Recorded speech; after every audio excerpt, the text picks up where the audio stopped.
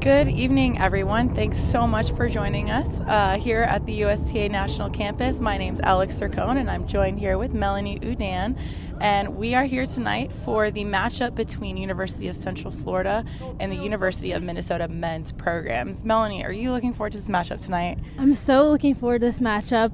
Being at a college tennis event, especially at the USTA National Campus, it's a great place to be. This is the first meeting between these two teams, so I think we're in for a great night of tennis. We're going to start with the doubles. We got this one team, Corey Levitt and Aero Vasa, and they are 8-0 so far in doubles. 8-0 for UCF. That's going to be good. I'm really looking forward to see them play. We were talking earlier, men's doubles is so exciting to watch. They do Aussie formation, serve and volleys.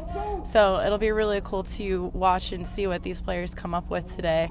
And they are against, for University of Minnesota, Spech and Corwin. I believe the Corwin's a senior, so it's got a lot of experience. And here we go, starting out the match. No warm-up, right into it.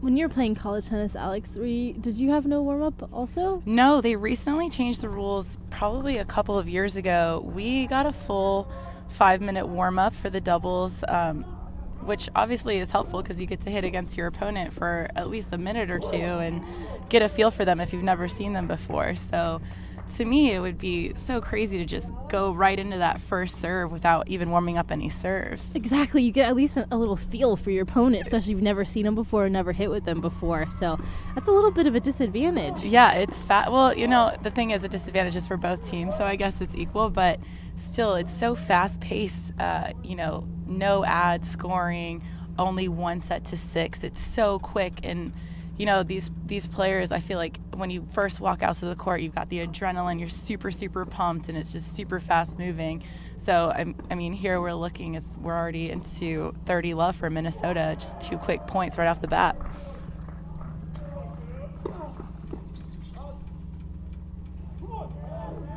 Great serve, 40 love now, and these short sets with no ad, just to 6 in doubles. It is so important to start off very strong. Don't you think? A lot of first serves, a lot of made returns. You get one break, especially in men's tennis, and that set could be over. Yeah, it could be over in a minute. I would say service placement in college doubles is probably one of the biggest tactics that we talk about.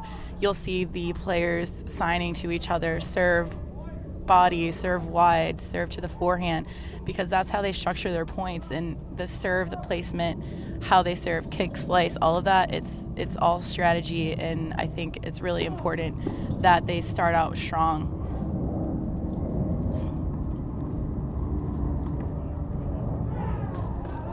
I find it interesting how he's standing so far close to the middle there. Normally in the serve and doubles you stand out wider. Oh, that was a good cross. Very nice poach. Take the first game of this opening match. UCF versus Minnesota. Both teams are looking very energetic. Everyone's looking really ready to go, right? They're running to the bench. Lots of high energy. Nice to see this early in a match when just getting started. Yeah, hopefully they can maintain that energy level.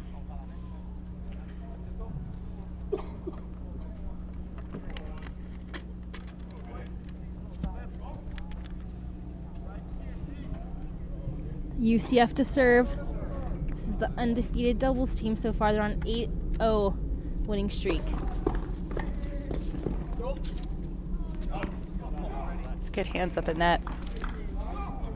It's the thing, the play is so quick. They stand so close to the net. You really have to pay attention to see what's going on sometimes in these doubles points. I don't really see too many men in any level of tennis that are too intimidated or nervous at the net. The women sometimes are a little bit more nervous. A little more hesitant, yeah.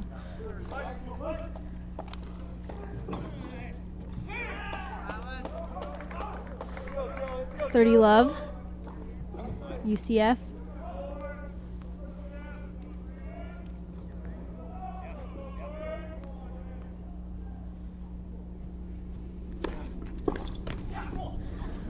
For those of you watching online, you might not be able to hear all the cheering that's going on.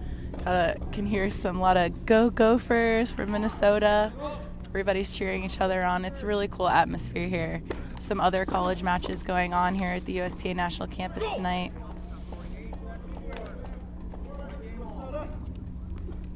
That was a quick hold.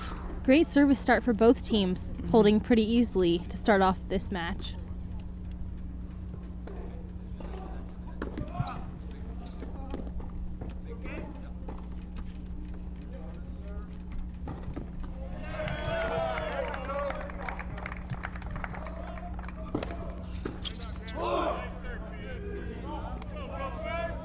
Body backhand serve. That's always, I feel, a favorite in the doubles. Very smart serve. I think it's so important to really mix up your serve playing in these, especially in the beginning. You do not want your opponents to get a feel of where you're serving, where your favorite serves are. Once you get in a rhythm, exactly, you got to mix it up.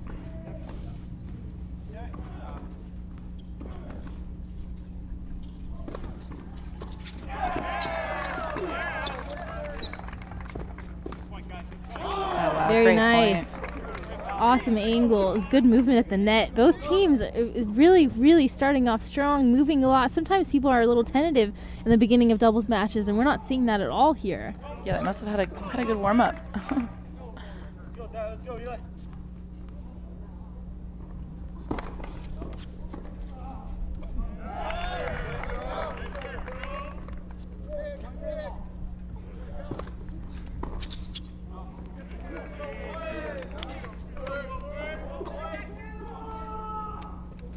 The body serve again. Gotta try to make those returns. Second missed return on that side. In the beginning, just even making the player at the net hit one extra ball can just be so helpful. I mean, you can get an unforced error instead of giving it away with a missed return. Keep a little pressure on them. Oh! Drop shot off the net cord there. Very tricky shot.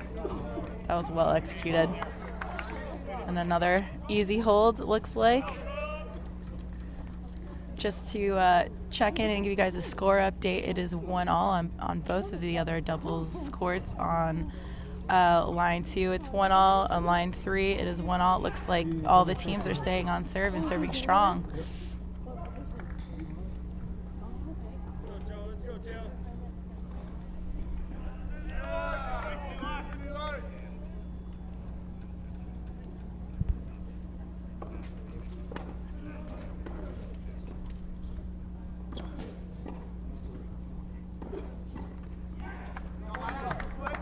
Yeah, it's a beautiful night here at the campus. It's a great day for tennis in general.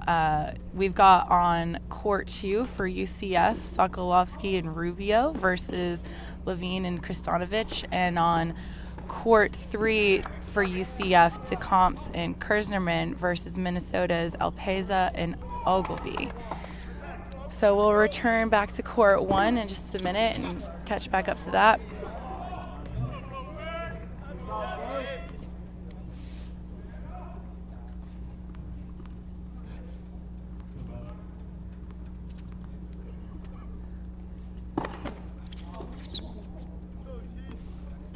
Another thing that's interesting with the men's doubles or men's college tennis in general is that they don't play servicelets. So they got to play through that as well, which I would imagine in doubles could be quite tricky. Definitely interesting. Oh, what a point there. No, the let thing is very interesting.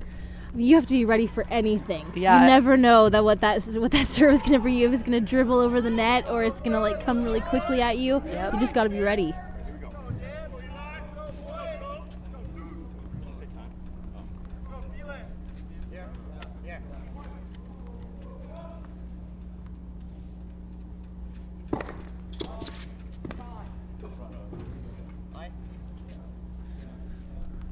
For doubles, Melanie, what side did you normally play on? Were you whatever your partner decided, depended on the day? I actually, in the juniors, I always used to play the do side because I love my forehand. But then I started playing more ad because I got more confident in my backhand side. So I really think whatever I feel most comfortable with. I mean, some people think 2 forehands in the middle is always a smart choice.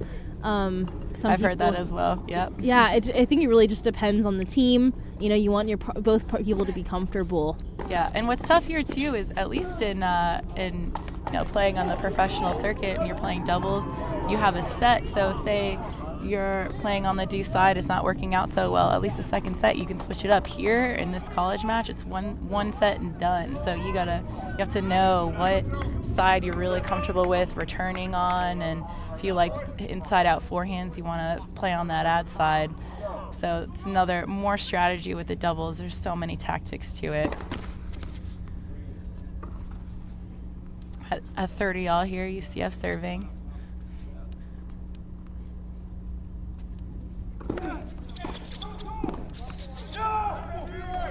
That was a great return. He dipped it down low at his feet. So now they got a break point for Minnesota.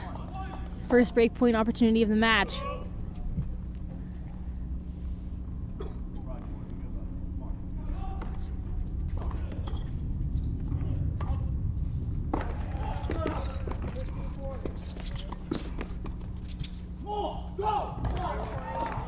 Very smart choice, both players there standing back on that break point.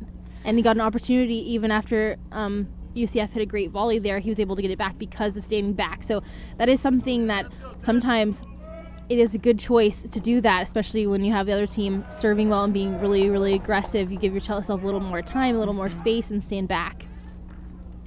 No ad point here.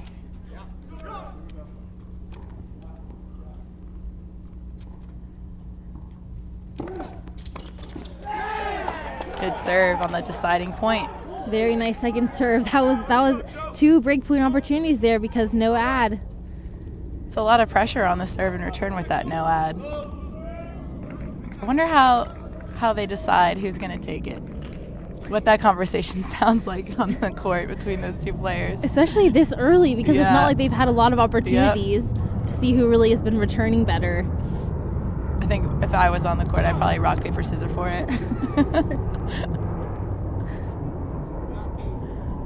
So still on serve here. It's 2-all, Minnesota serving.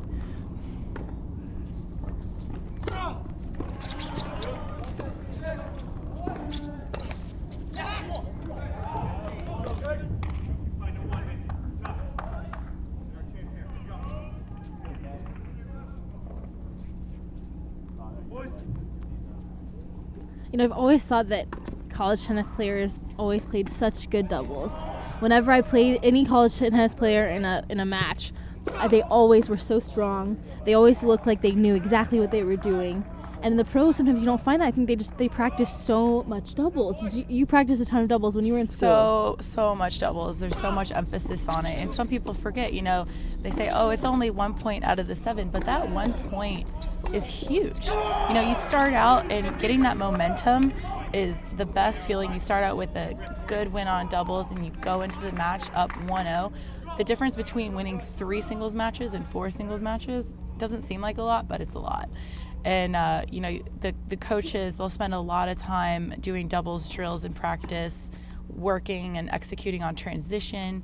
And like I said, the tactics of just changing things up. You have to know when to serve at a certain place, when to change the flow of the rally down the line instead of cross court. There's so many different strategies that they use here. And, it's too bad that maybe like some of the pros don't emphasize that a lot.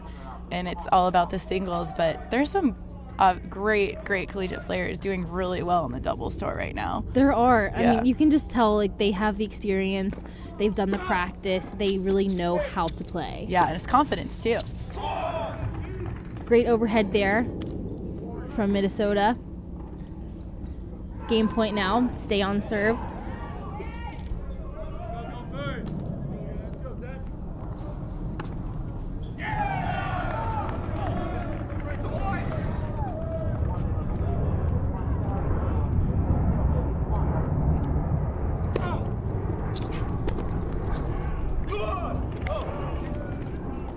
It's a good hold right there. 3-2 for Minnesota. Looks like things are getting a little bit tight on court 2. 3-2 for UCF. UCF was up a break Now it's back on serve. Minnesota they got broke broken back. But on court 3, UCF did get the break. UCF up 3-1 on court 3. A lot of Knights fans here in attendance since this is their home. Do you think they have a little bit of a home court advantage playing on their home courts that they train at every day? I think so. People in the Orlando area are diehard UCF fans. You know, the Orlando group, the area, and it's so big too. And even though the USTA National Campus isn't extremely close to the UCF campus, you know, Orlando is such a big city and their fans are everywhere. So definitely a lot of people come out here, and the tennis community here in Lake Nona is really great, and they're super supportive of the schools here at the campus. It is a beautiful facility. I don't think anyone would mind training here, have this as their home base.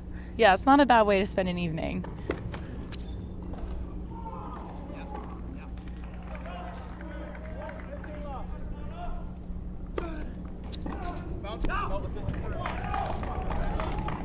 Solid serving from both teams. Seeing a lot of good body serves, like opening up the court to get that 1-2 punch. Both handling their service games extremely well so far. Yeah, high percentage.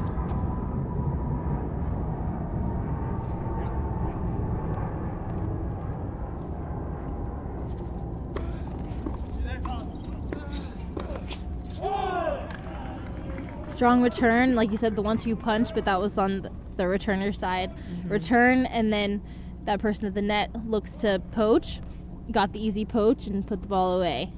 Yeah, that's what you're going to see a lot in a cross-court rally in doubles when it's one up, one back on both sides. It's who's going to poach first, who's going to have the guts to make that first move.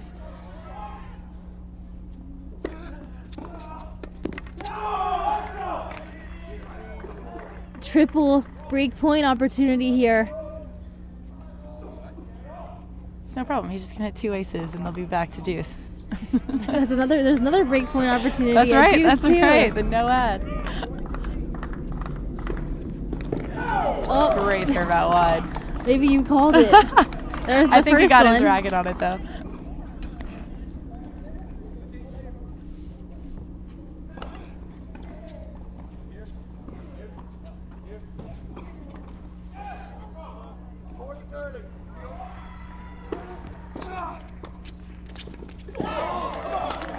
Another break point saved. One more to go. Exciting point right here.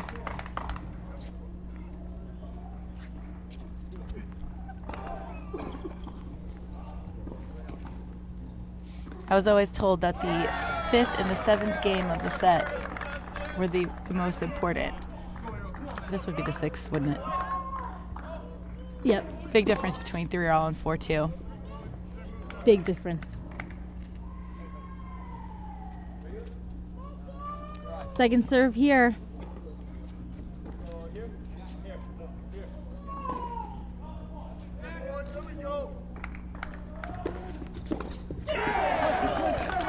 Pulled it out. He did pull it out.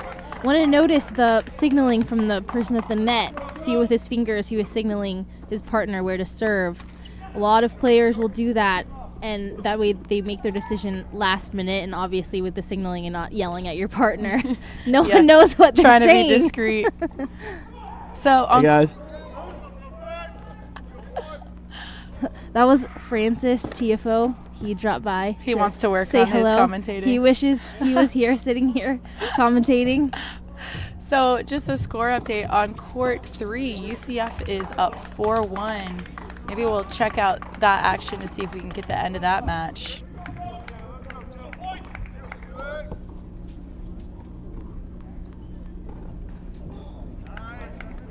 Here we are on court 3. For UCF, it's DeComps Kersnerman versus Alpeza and Ogilvy from Minnesota.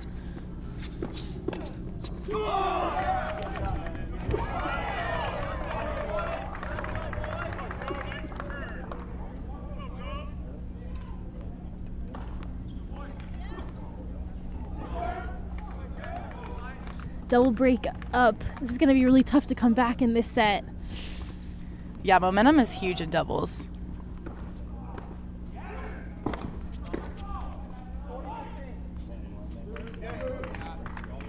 Update on court 2, 3-all on serve in that game as well.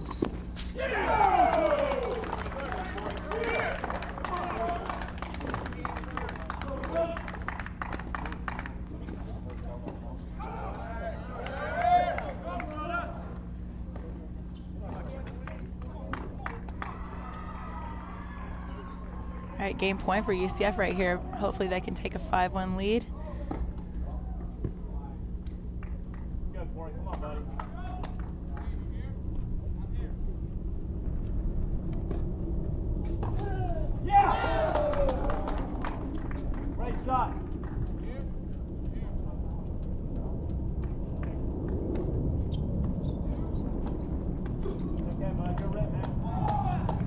Yeah, it's good net play from Minnesota right there, being really aggressive and going right at the net player.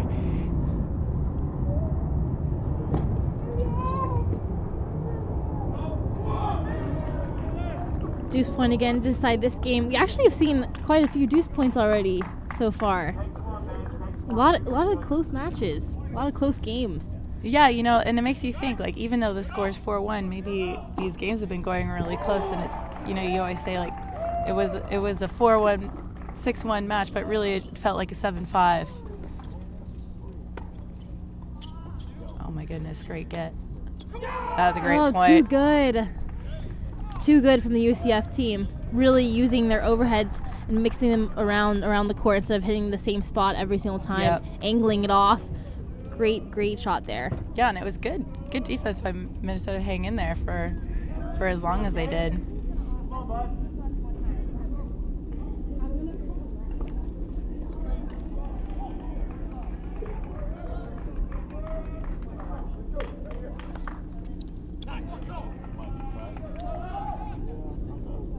Great serve out wide to start. Minnesota's got to win this game to stay in this one. You never know. They win this game, the momentum completely changes the match. You never know. They sit down, have a changeover, talk with coach. So many different things could happen. It's true. The set can go so fast that it's not over until the last ball is won. That's right. See, Minnesota's excited. You see them the running to the ball, skipping around, happy feet. Lots of energy. Lots of energy. It's impressive. They still got singles to play after this.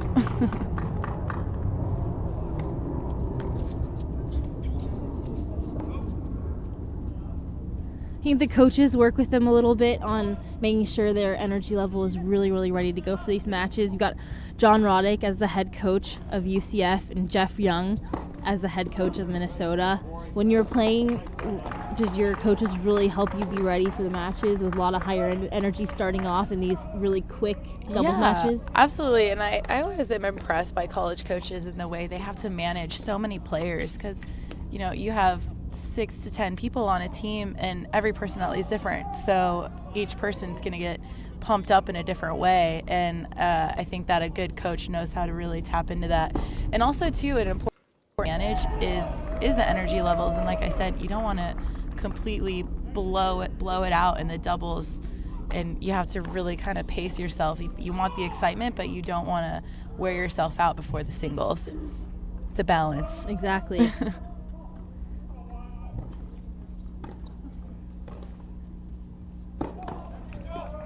Game point here for Minnesota.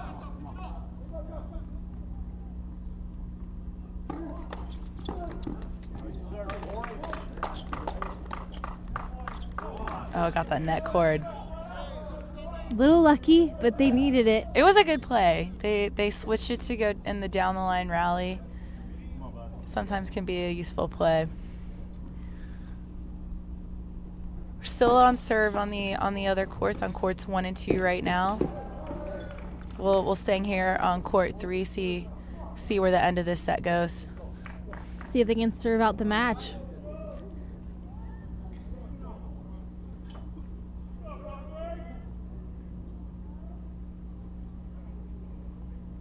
On court 2 update 4-all. First set, still on serve. UCF serving.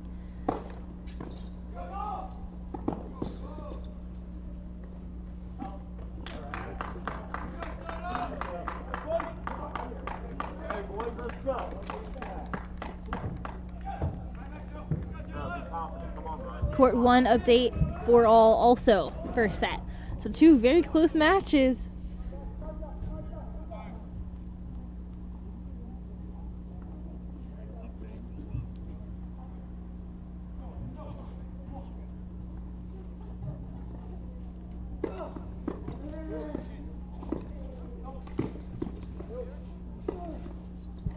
Danny Kurzerman to serve for this set. I actually trained with Danny. Oh, yeah? In New York at the USTA Billie Jean King National Tennis Center. The tennis world is a small one. It is.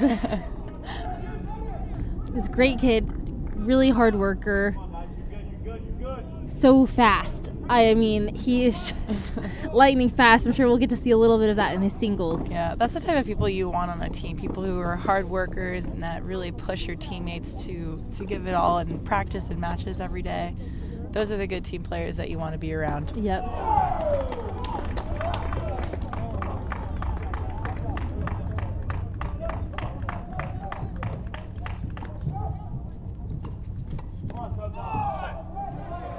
Great volley from Minnesota. Yeah, you can see Minnesota is being really aggressive, and that's what you want to do. You don't want to start playing back and get too relaxed. You know, whoever's the most aggressive and goes for the most usually is the one that you get paid. High risk, high reward. You got to go for it. Exactly. I think at any level of tennis, the more aggressive doubles team is normally the team that wins. Yeah. I think in any level. It doesn't sure. matter, pro, college, juniors. Yeah, and even in that last point, both players from Minnesota were both at net. Even though they lost that point, they were pretty in control. Felt like they could have gone their way very easily.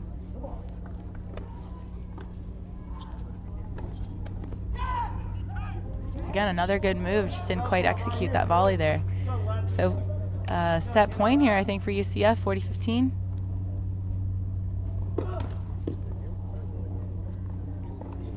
See if Danny comes up with a big lefty serve here.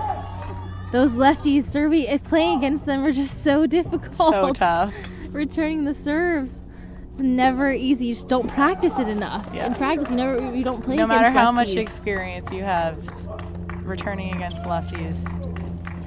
A great return.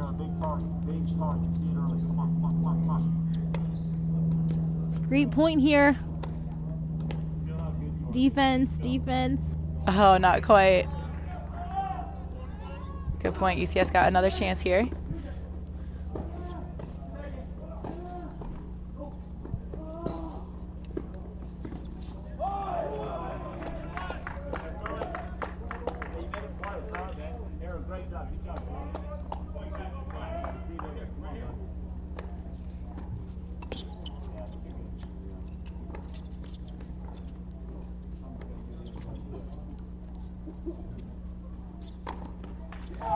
Another saved opportunity.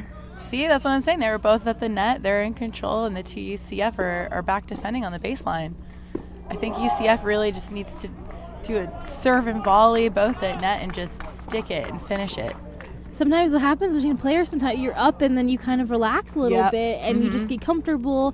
Totally. And you don't keep playing the same way that you played the reason why they got to 5-2. Right. That's what they need to do to finish the match.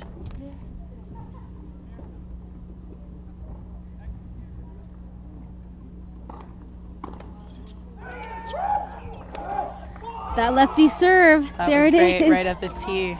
Very nice playing from UCF in this match. All right, so that's one doubles point for UCF. We still got two other matches going on. So if UCF wins one more of the doubles, they get the doubles points. And it is on court 2. It's 5-4 UCF. So we'll go and check in over there.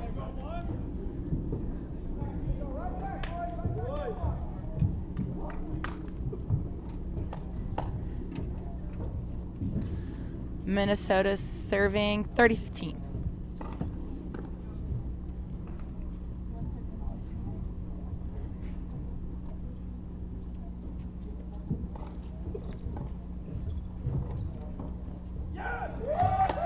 Good placement on the volley.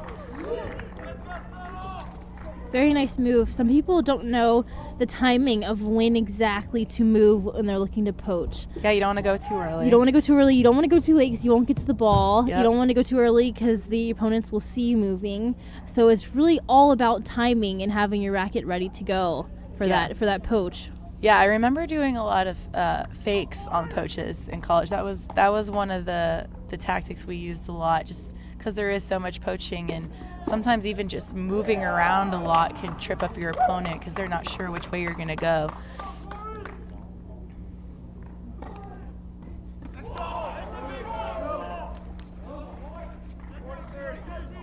Great serve from Minnesota.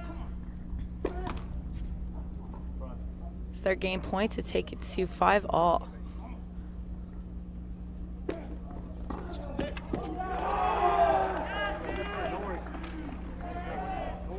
You can hear the roars from the crowd already this early in this UCF versus Minnesota match. Yeah, this is crunch time. It's the end of the sets for both matches, and it could go either way. So everybody's really giving their fist pumps and their commands, keeping the energy level up.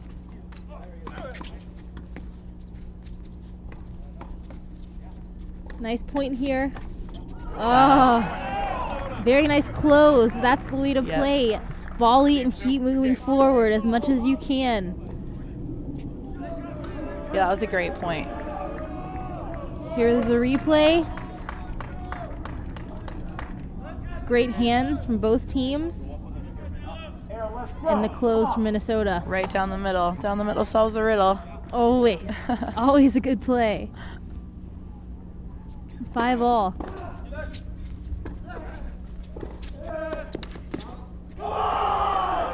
Things are getting pretty heated up next door on court 1.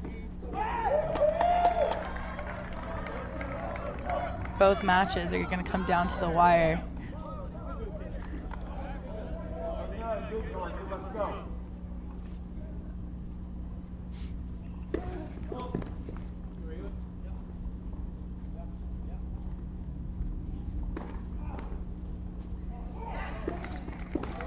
Another good body serve. Seems to be the trend. We haven't seen a whole lot of made returns when the opponents have served body. Yeah. It's a good way to set up too. It's an easy return to poach off of most times. So body serve's hard to hit inside out. So usually you'll see a lot of movement from the net player when you get a body serve.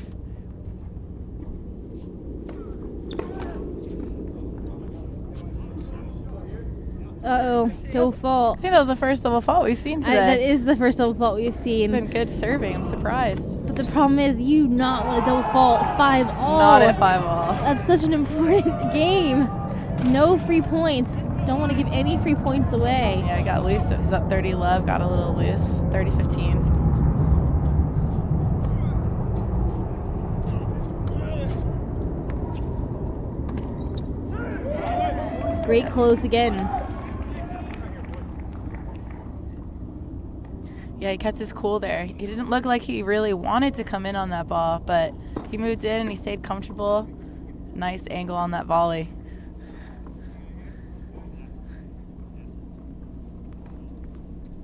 Game point for UCF.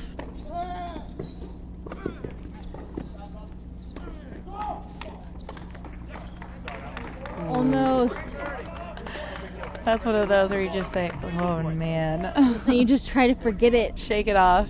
That's one of the most important things in tennis. Missing a shot like that, I mean, that wasn't the easiest shot, but sometimes when you miss a shot that you probably should have made, just got to let it go, move on to the next point. You cannot be thinking about that later on. No, and you have to also stay positive and say, I had the right intentions in that shot. It was the right idea, it was the right game plan. Even though I didn't execute, at least I was thinking the right way. And he was there, he was closing, he just didn't execute. Here we go, deciding point for the game. Another deuce point we're seeing.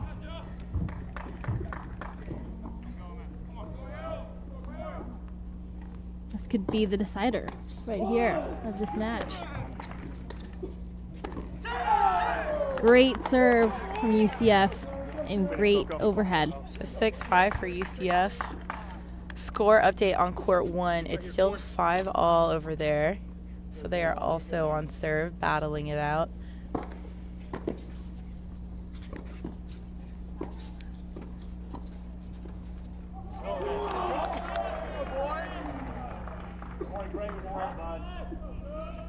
Yeah, Great see, look overhead. at that close. He's on top of the net there.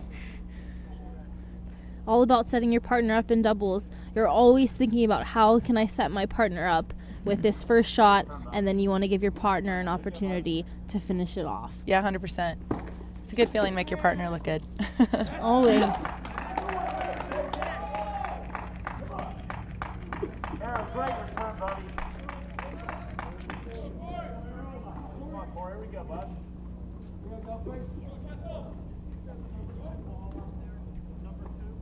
All right, Minnesota to serve here to stay in this set. There we see the assistant coach for UCF, Matt Walters, giving a little bit of final advice to the team, trying to close this off.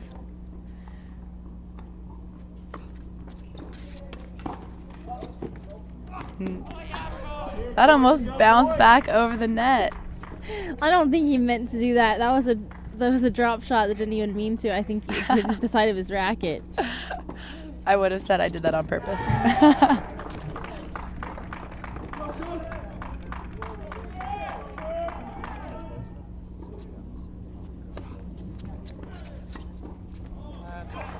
Good volley, good placement on the volley there.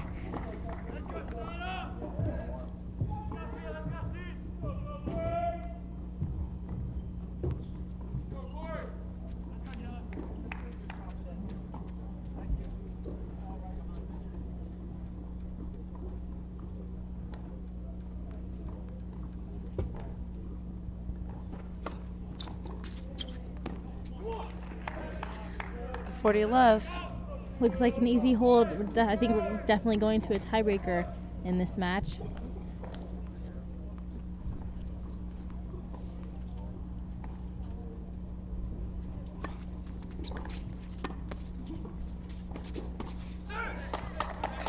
Yeah, he kept it really low there. That was a tough volley. Great shot at his feet there. Really, really got it low.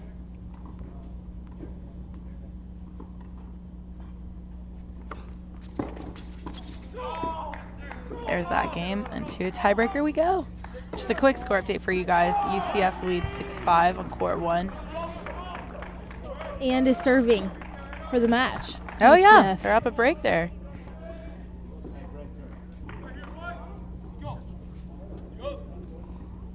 Every point matters in tiebreak, so let's see what happens, see which team starts off stronger.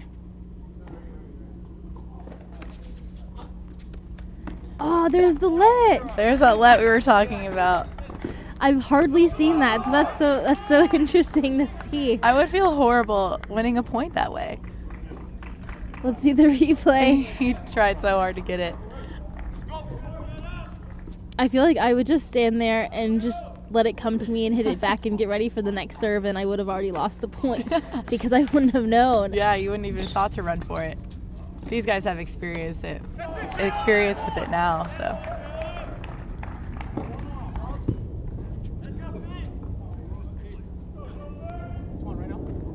Good cross. Great play. Really well executed by Minnesota there. It's 1-all.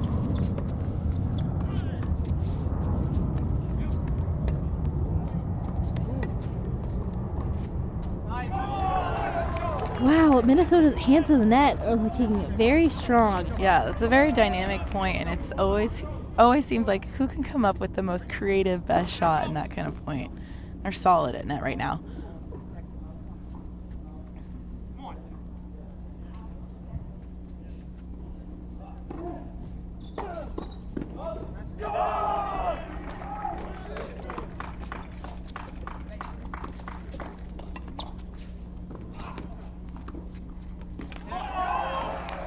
Very smart playing from Minnesota. Notice that the person in the net was guarding the middle because his partner was off the court Yep. And so he knew that he had to try to guard the middle. Let's watch it one more time. Yeah, you got to flow with your partner. Your partner gets pulled off wide, take a step to the middle. Communication is really important with your partner too. So important. Serve was just long there.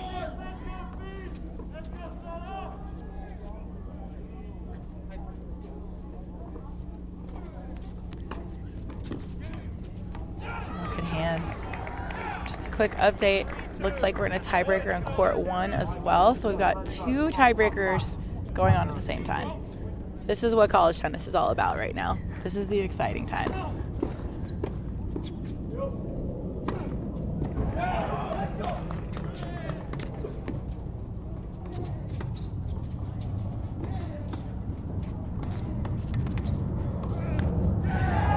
Great exchange.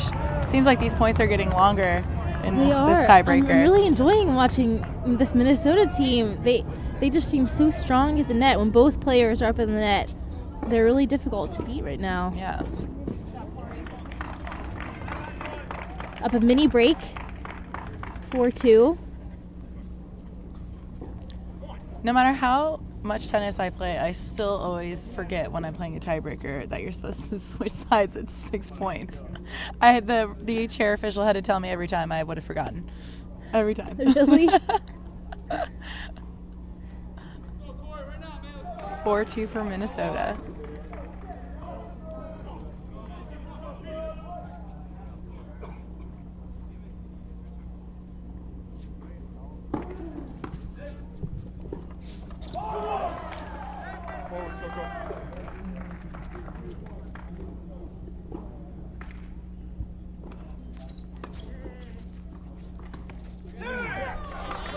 That was a good move. We talked about how he had to cover the middle because his partner was pulled off wide on the return there, and a solid volley up the middle. This is well executed.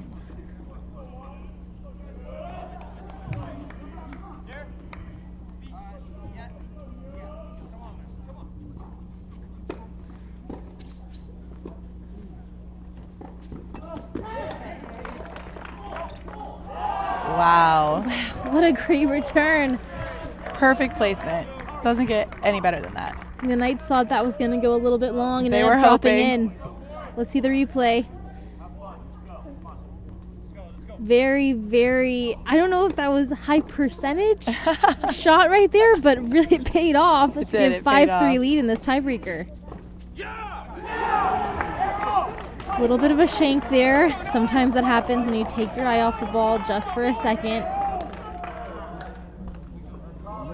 Yeah, it's tough too. The sun's starting to set a little bit. You're getting these long shadows because the sun is so low, and then eventually this match is going to transition into nighttime under the lights, and that's always the hardest part.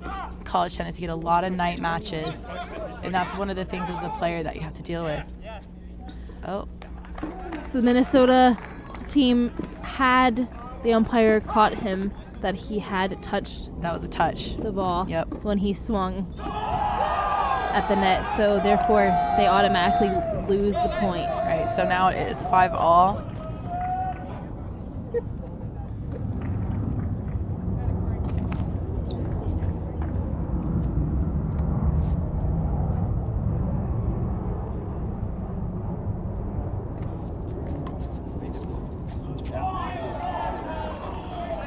Good serve again from Minnesota. We've got a match point here.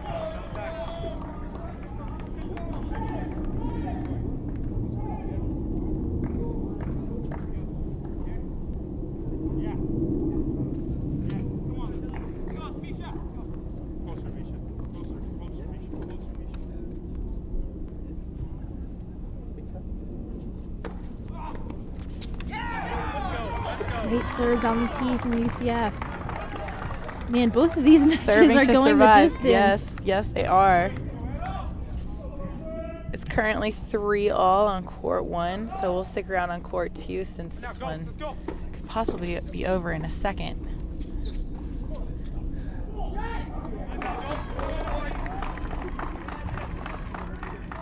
It's so great. These two matches are going on right side by side, and their teammates are really feeding off of each other. Every time somebody wins a point, you can hear their teammates cheering for one another. It's really cool when you're a player and you're out there and you're on the court and you're also cheering on your teammate. It's a good way to distract yourself from your match. If you're getting a little bit too caught up in the nitty-gritty of it, sometimes it's nice to just look over and say, good job. It's really nice to have that support from the team, for 100%. Sure. But you also don't want to get too distracted where you get away from no from your scoreboard match. Watching. None of that. All right. Very good serve. Match point for UCF here, and if they win this point, that means they win the entire doubles point.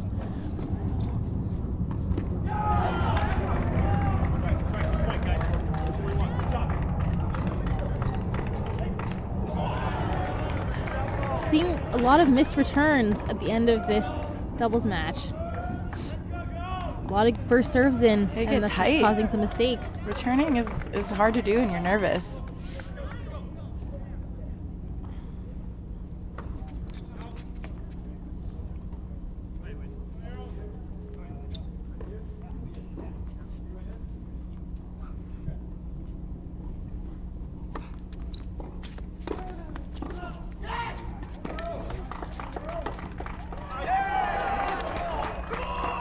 Oh, seeing a little frustration from UCF there. Lost opportunity. Still great playing from both teams. Yep. Really aggressive. We've got 6-4 on court 1. So we got set point at the same time for two different teams at the same exact moment. UCF got it on court 1. So that's the doubles point for UCF. See everybody running over. See if you get the good start. Happened so quick. Court 1, it just happened so fast. I thought court 2's tiebreaker was going to be finished before, but they were going the distance, and now UCF got the doubles point. Some very, very close doubles matches. A lot of good tennis. I'm really looking forward to the singles matches because all the players look like they've really come out strong tonight, really ready to go. Yeah, serving well, not a lot of unforced errors. It's probably going to be high level, high quality tennis tonight.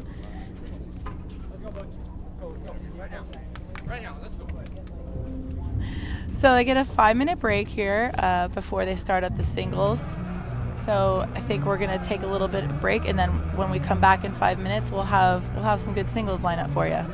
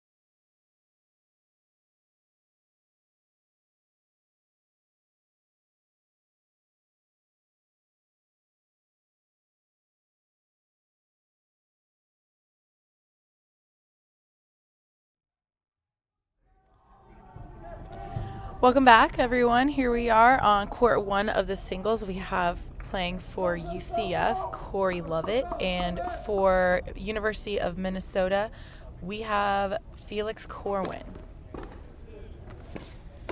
So just a reminder, UCF got that first point from the doubles. And again, no warm-up, straight into the singles here. And his first team to get to 4 points will win this matchup between these two teams. That's right. So that's what I was saying earlier, the big difference between winning 3 singles matches or 4 singles matches.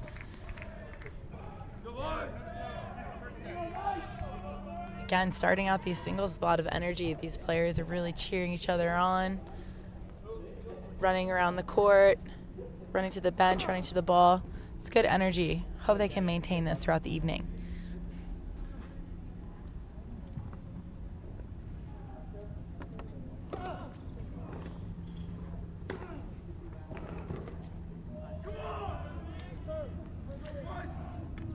So this number 1 matchup is between 2 seniors.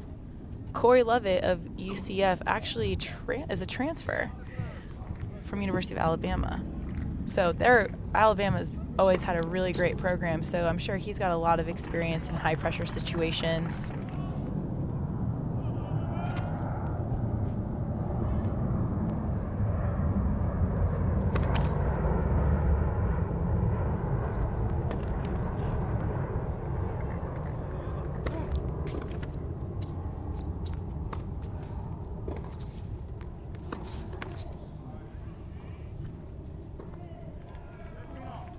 Both teams have a lot of international players. Yeah. From all over the world. I guess you do see that a lot in college tennis. I actually personally didn't know that there were this many international players playing college tennis. A lot of these them full too. teams. Yeah, it's crazy. And they do that, and it's a shame that they don't have universities in Europe where there's a really lot of emphasis on sports.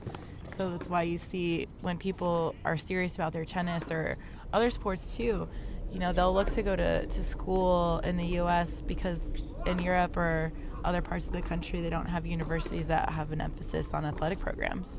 And it's a good opportunity too for Americans who play college tennis to really play against new people. And as a player, I had a handful of internationals on my team, and it was great. Whenever I went over to Belgium, I had a place to stay. So that part of it's pretty cool. Exactly, make friends from all over the world. Mm-hmm.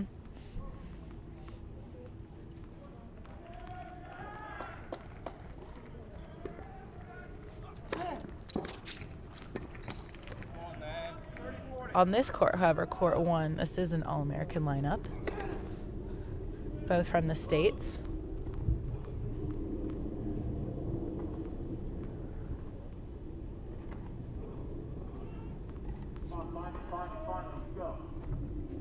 Break point opportunity here for Minnesota in only the second game of the match.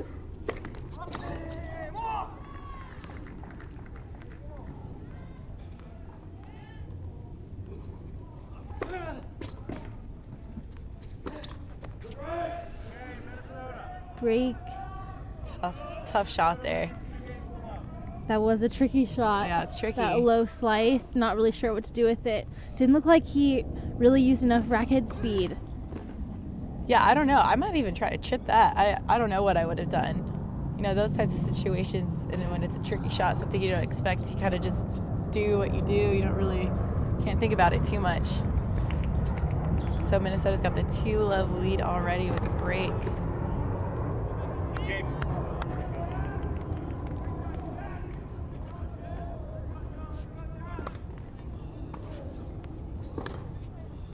we go, Corey. Here we go. Let's get to work now. Here we go. Right, that ball was just long. Haven't seen too many long rallies yet. Not but yet. I guess it's only 2-0, so yeah, still a lot of tennis we'll settle to play. In.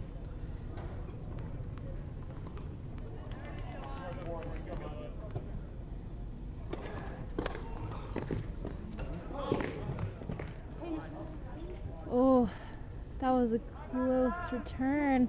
That was really close. It looked like he questioned the chair there. So in college, the rule is in order to get an overrule, you have to question the official. It's see the replay. So he calls it out, and then you see that Lovett questions the official, because without actually verbally asking the chair official cannot make an overrule. That is interesting. So you have to make sure that umpire's not going to help you unless you look at him. Exactly. To tell you. Yeah, so you'll see a lot of times the coach will be like, ask him, meaning like ask him if that ball was good or not.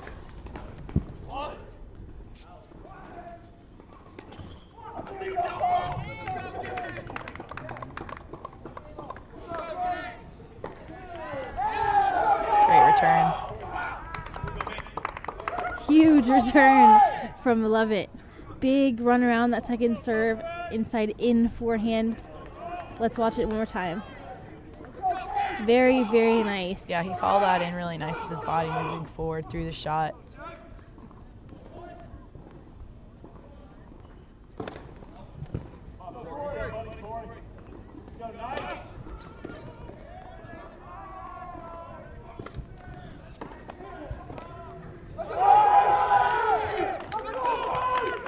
Got lots of Knights fans in the house. You can hear them trying to get their guy back on serve in this first set.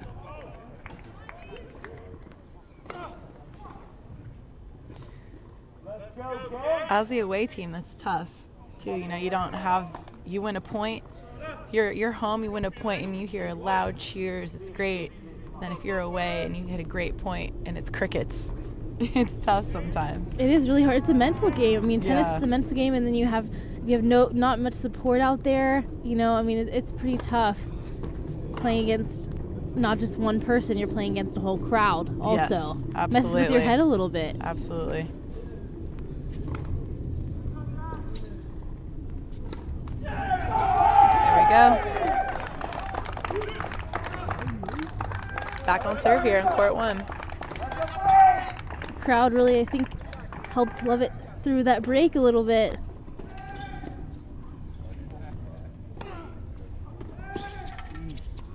Meanwhile, in the crowd, we have Tommy Paul, American pro tennis player. Coming up, we have Francis Tiafoe, another great young American coming up. And then there's Danny Kerzerman, who won one of the points for the UCF team in doubles. Francis and Tommy, big-time players, really, really going to do a lot for American tennis, I think.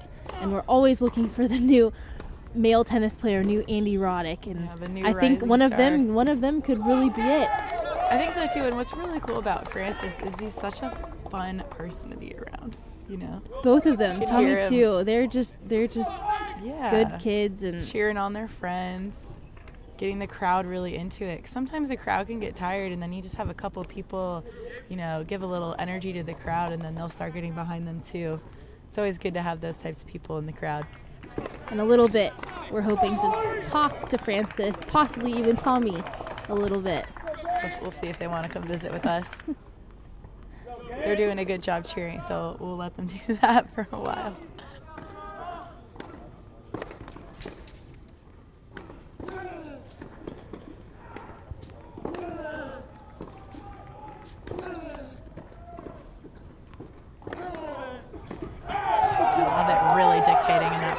Great rally, though. That's one of the long rallies that I was looking for. Almost like they were playing crossword down the line drills. Yeah, that figure 8 drill. So tough. Yeah, it looked like Corey was really settling in, dictating with his forehand, moving him from side to side. That's half the battle. You wear your opponent down physically, too. Strong serve.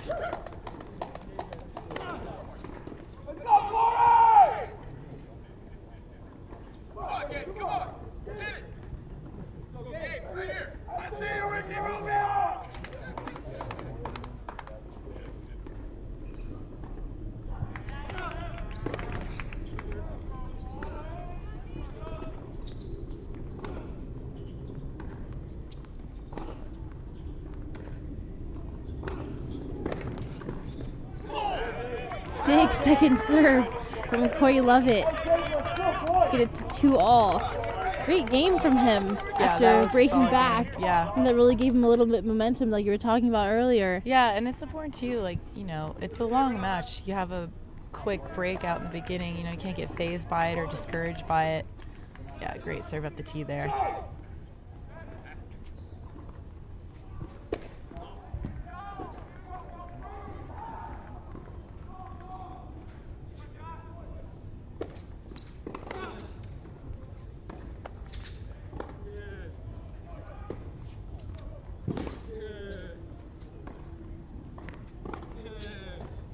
Great depth.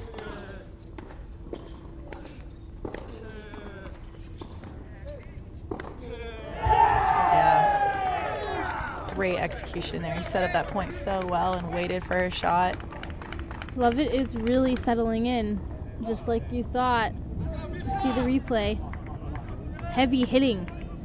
Yeah, and then pushes forward on that down the line forehand. It's really well done.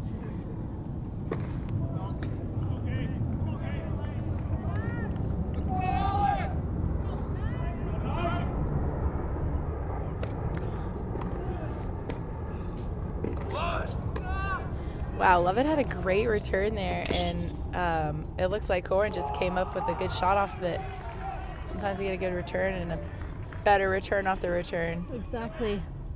Here's the replay.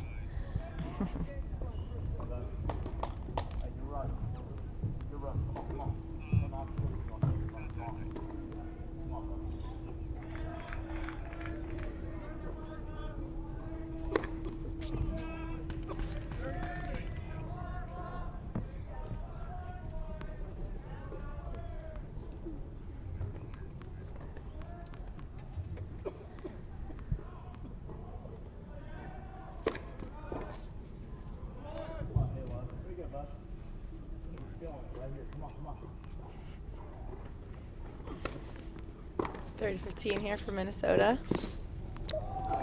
Wow, that volley was perfect.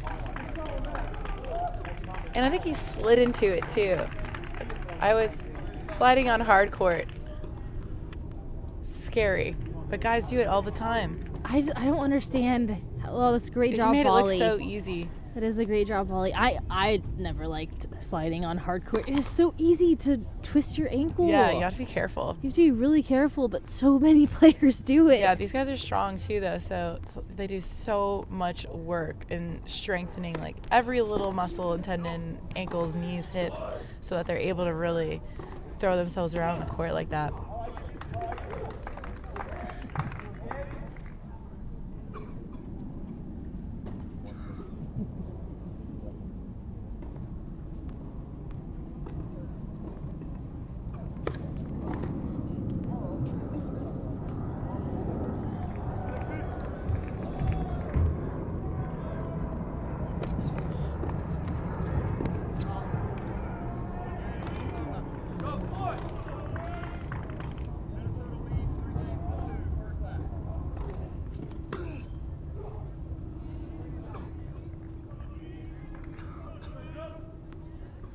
Another hold for Minnesota there.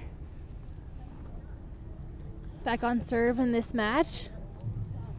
Some of the other matches are a little bit lopsided going on right now. Do a quick score update for you guys on line 2. It's only 2-1, so they're moving pretty slow over there. On court 3, on serve at 2-all. Court 4, 2-all. 5-3-1, and on court 6 we have a 4-0 for Minnesota.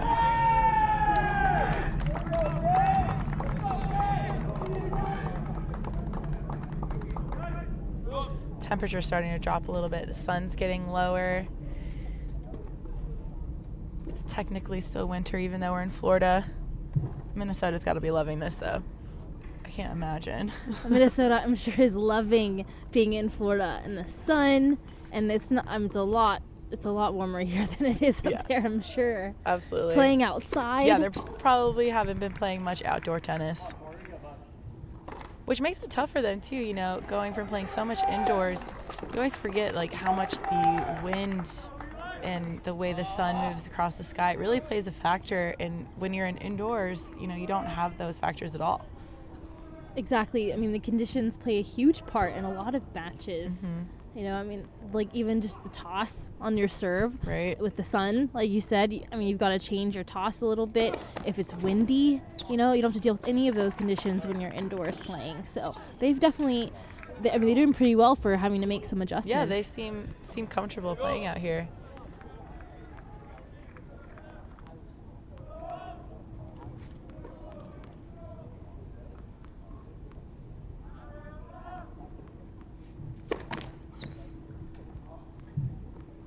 Come on, buddy. Here we go. Nice. Let's go.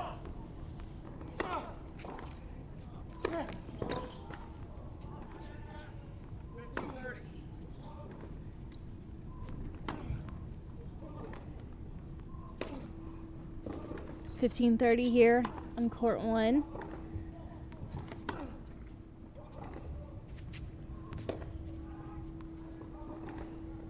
Come on, 40 feet. Let's go. Come on, buddy.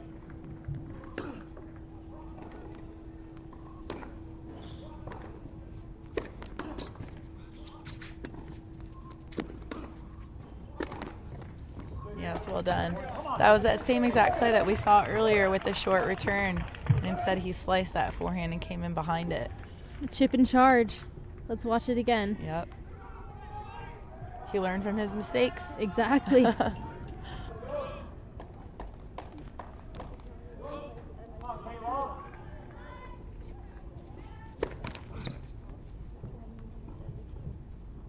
Looked like he almost wanted to serve and volley on that serve there.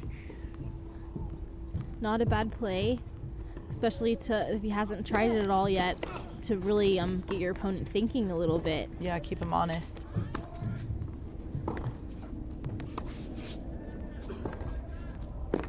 Yeah, that's a great forehand.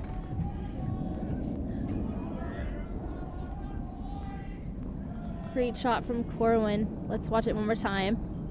See how he really steps in on this down the line shot. Didn't even mean for that to be a winner, and it ended up being one. Yeah. Really he high used percentage, good margins. Yeah, use the court well. Great point saved from Lovett. Now on to another deuce point.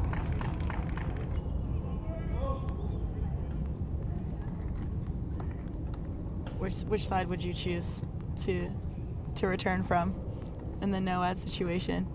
I think it really depends on my opponent. Yeah. You know, yeah, how they're I'm serving. True, Me yeah, too. absolutely. Hopefully I would know at least a little bit about my opponent and then how the match is going so far. Yeah. Have a couple ideas of their weaknesses and their strengths. Yeah. And Righty-lefty serve makes a difference, exactly.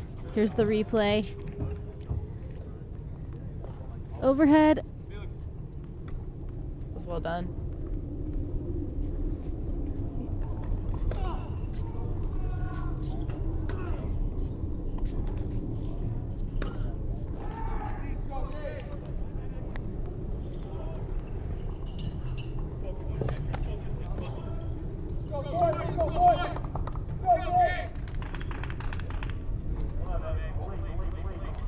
Really is an awesome night here at the USTA National Campus. I just turned around and noticed that there was another match going on the bank of courts behind us. There's so much action going on here. And these last couple of weeks, there have been hundreds of colleges coming through this facility to play dual matches and to practice and escape the cold. I think it's such a cool thing. And I bet you a lot of these players know each other from junior, so they must be loving seeing all of their friends here as well. I'm sure it's a really cool atmosphere for them. I'm sure, just like we know each other. Yeah, from right? the juniors, the junior days, the 12 and unders. 12 and We unders. played in, I'm pretty sure we played a couple times, but one was definitely in 12 and unders. Yeah, I remember specifically. The whole tournament, I was so sick, and you were obviously so good. Always, even at 10 years old, Melanie Udan was #1 in the best. Oh my gosh.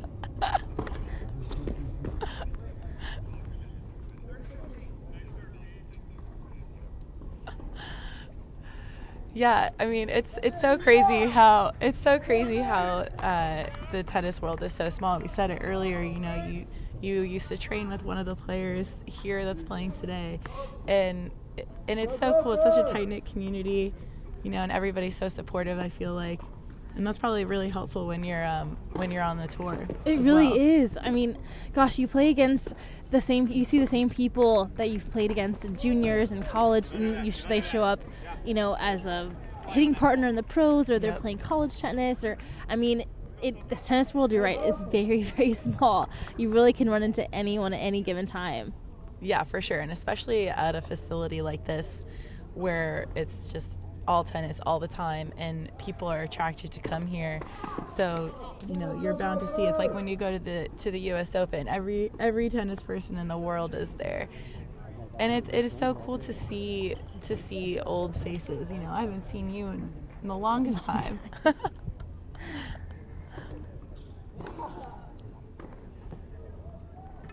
So we're still on serve here on court 1.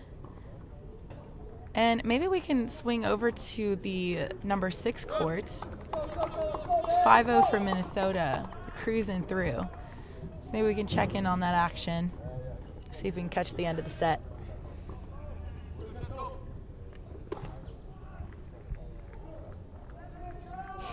Here we are on court 6 for UCF. We have Kislyoff. Melanie, you want to help me out with that one? Thank you. And for Minnesota, Kristanovich. Both of these names are a little difficult to pronounce. We have the pronunciations. Vasil Kislyoff. These are the European players that we were talking about before. So Kislyoff is from the Ukraine, actually, and Kristanovich is from Croatia.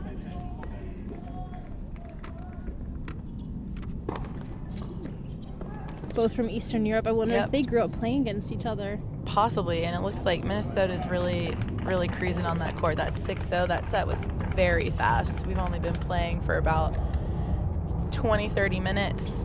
They're cruising through. We'll pop back over to court 1. It's pretty good tennis happening on court 1. There's some really, really good points. Yeah.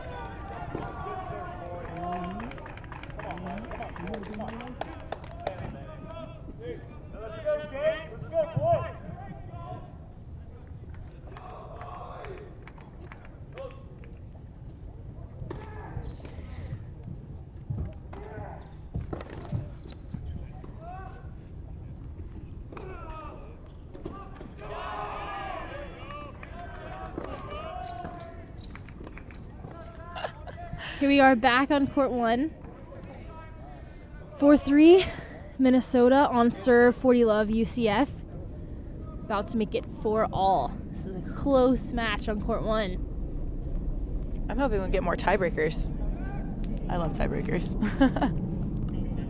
It's always drama. Always Every drama. point matters. That's when you really see who the best players are. Yeah, who's the toughest. See a lot more fist pumps and come on from the tiebreakers as well.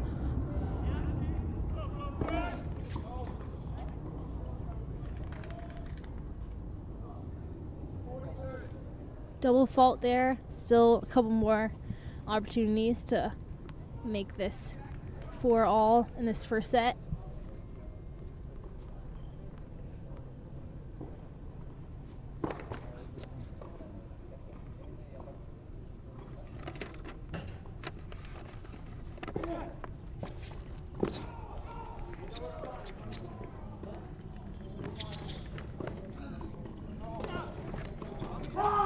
Wow. Love it, trying to come up with some crafty overhead there.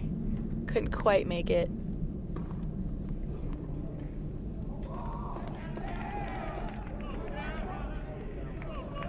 Let's talk about the records for a minute between these two teams. UCF is at 4 wins, 6 losses for the year in Minnesota. 8 wins, 3 losses. So they've got a little bit of a winning record so far. First meeting between these two teams. Yep, first meeting, and Minnesota's coming off of like a little win streak here. I think they've won their past 6 matches, which is pretty impressive. And going going into a match after winning so many matches, you have confidence and have the flow of things. So it'll be interesting to see if they can maintain that tonight. Exactly. Definitely have to have some confidence. 6 matches in a row is really, really good. Yeah, and it's tough for UCF. The last few matches, they've lost some really, really close ones against some good programs. And, that's probably heartbreaking for them. And knowing that you're right there knocking at the door, they're really trying to break through. So every single match counts for these guys. Sure, it's just it gives them some confidence, though, knowing how close they've gotten. Absolutely. To these really, really great teams. So if they can just pull one out, maybe they'll start to pull a bunch of them out, too.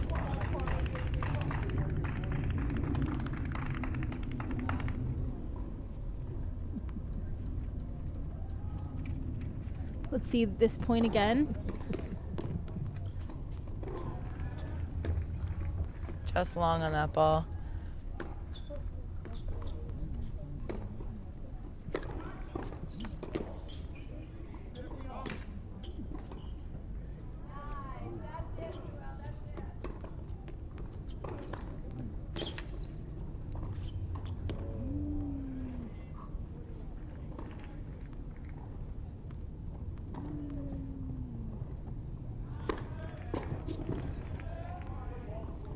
Good serving. It's always nice to just have a good serve and get a couple free points every now and then. It is. Just get a breath. We were never, either of us were never one of the taller players. No, definitely not. We didn't have that huge serve, get a lot of free points. We really had to fight for every point. Absolutely. And that's when you talk about the placement too, that it's really important, and understanding your opponent and what they like and what they don't like.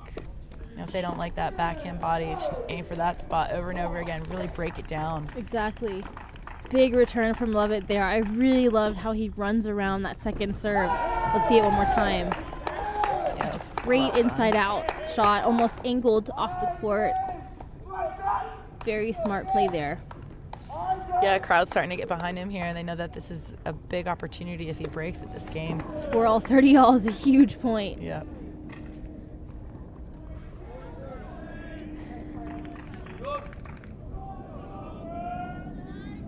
Little bit of a missed opportunity there. Slice went into the net.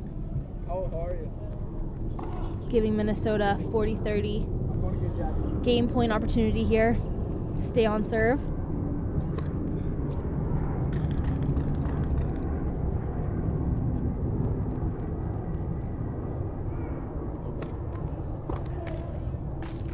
Hey, went for that return. You got to go for it. If you don't, it's just another hold for the server. 5-4 for Minnesota on court 1. Let's go, Gophers! Go, Toots! Let's go, Steph!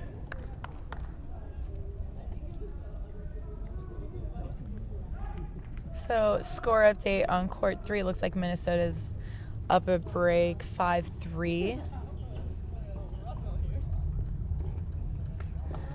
Here we have John Roddick talking to Corey Lovett, giving him a little bit of advice, trying to stay in this first set, holding his next game. John Roddick's second season with the UCF team. Yeah, it's come a long way in that short amount of time. This program's doing really well. He's got a ton of experience that he's bringing to that team. Absolutely. Go, Gophers!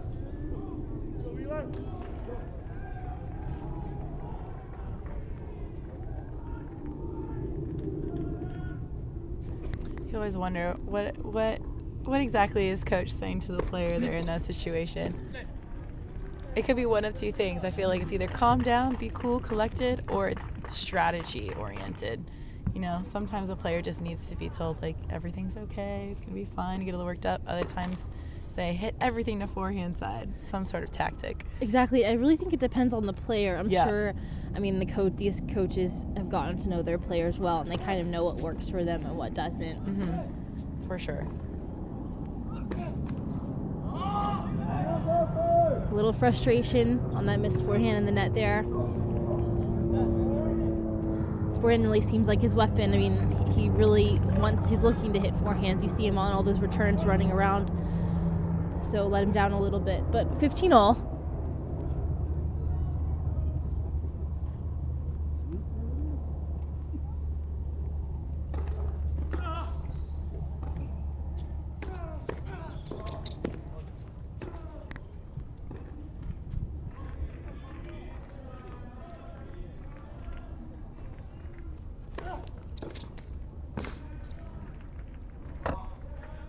Love it, trying the serve and volley there. It didn't quite pay off. Let's go, Gophers! But I like the idea. I like the idea too. Yeah, it's especially a good when he's change serving up. well. It is a bit interesting though. He chooses at down 4-5, 15-all to do a serve and volley. But who knows? Maybe that was one of the things that John Roddick told him. Maybe.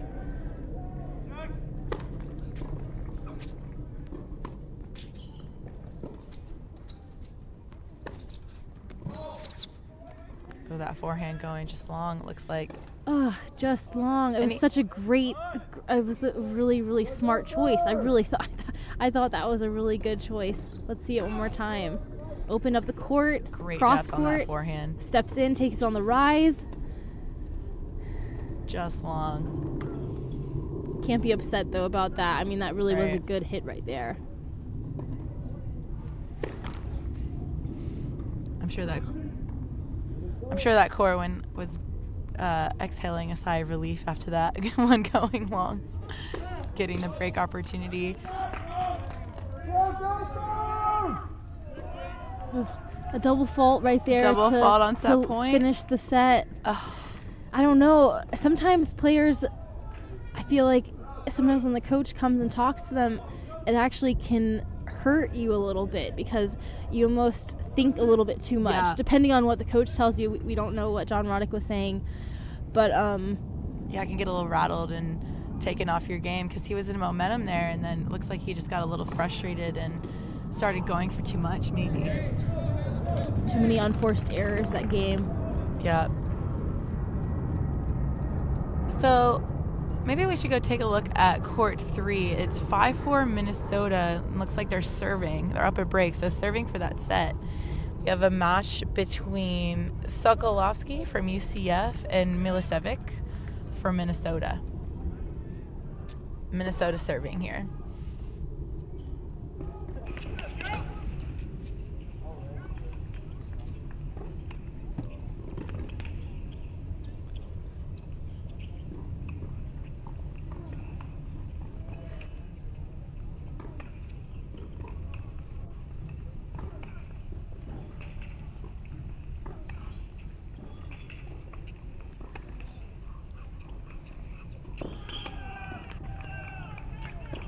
The set point for Milicevic from Minnesota, up 40 love.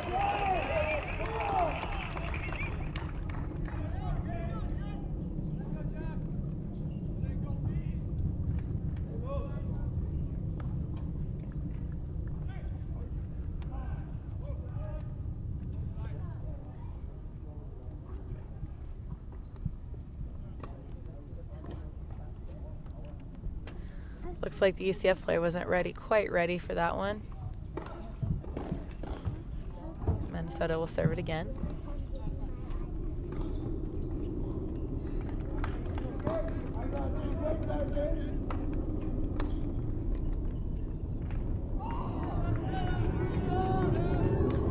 Looks like that's the set. So right now we've got a set up for Minnesota on the singles number 3 and also for the number 6 court. So good start for Minnesota. And also on court 1 we just saw Felix Corwin take that set as well. See this final point? Yeah, that's a good serve. Very great serve.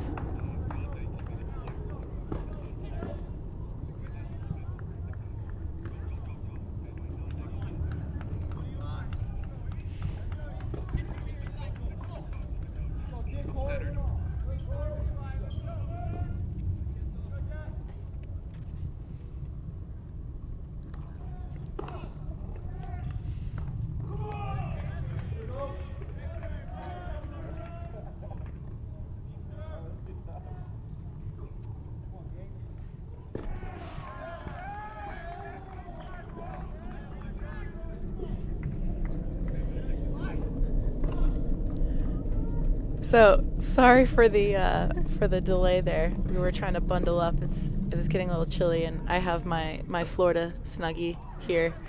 I played for University of Florida, so I gotta represent. I know we're here at a UCF match, but always keep my Florida gear on me. Thank goodness Alex has her blanket. I'm cold. And this is a lifesaver right now. Oh, I know. I take it with me everywhere. So we'll return back to court 1, see if Corey can get get settled again in this second set.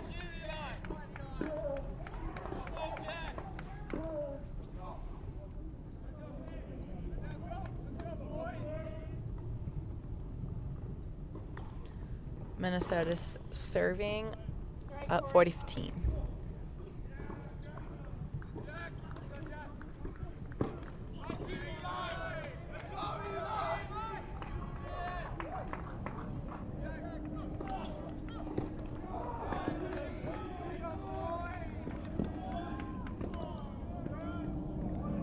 That's a good play by Lovett. Good try on the passing shot, just a little bit long.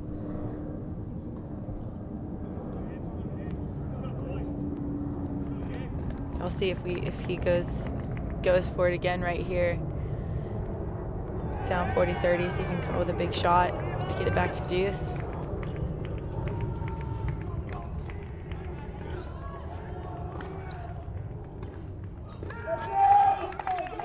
A double fault.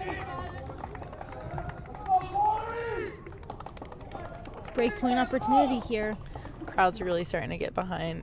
Love it. That home court advantage coming in here. I think they're really trying to egg him on to try to get this second set. Get it to a third set. Mm-hmm.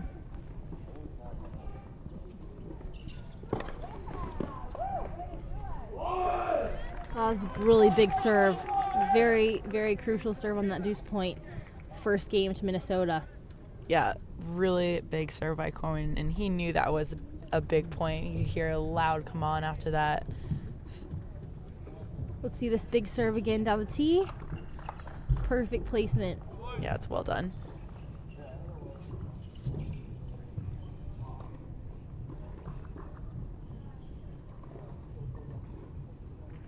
Maybe we could go to court 2, see if UCF can serve out this first set up 5-4. We've got DeCamps. We've got DeCamps for UCF and Maddox Betch for Minnesota.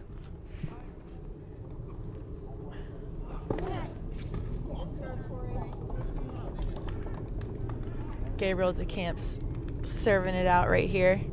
Hopefully UCF can get one of these first sets on one of these courts, even it up a little bit. Yeah, it's great serving. Great start, that body serve. It's really, really a great serve these players we're seeing tonight. Everyone is really struggling with returning that serve. Yeah, it's an effective serve for sure. It's always tough too as a returner. You know, you have to decide forehand, backhand. If you start thinking too much, that's when you trip yourself up. One of the things on the toss, the best servers, they are able to hit any spot on the serve with the same toss. Same toss. They can hit wide, down the tee, or body, and the returner doesn't know which way they're going. So that's when you really become a good server. You're able to hit any spot from the same toss. UCF up 30 love.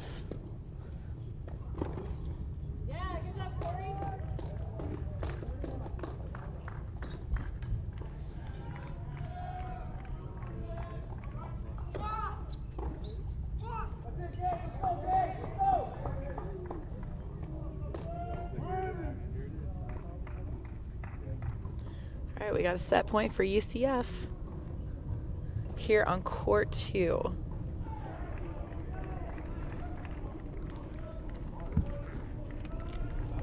And Gabriel DeCamps is actually a freshman, which is pretty impressive, playing on the line too as a freshman.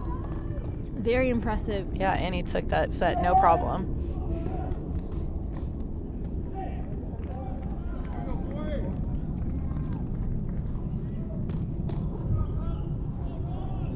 Let's see one more time. great out wide serve. Clinch the first set.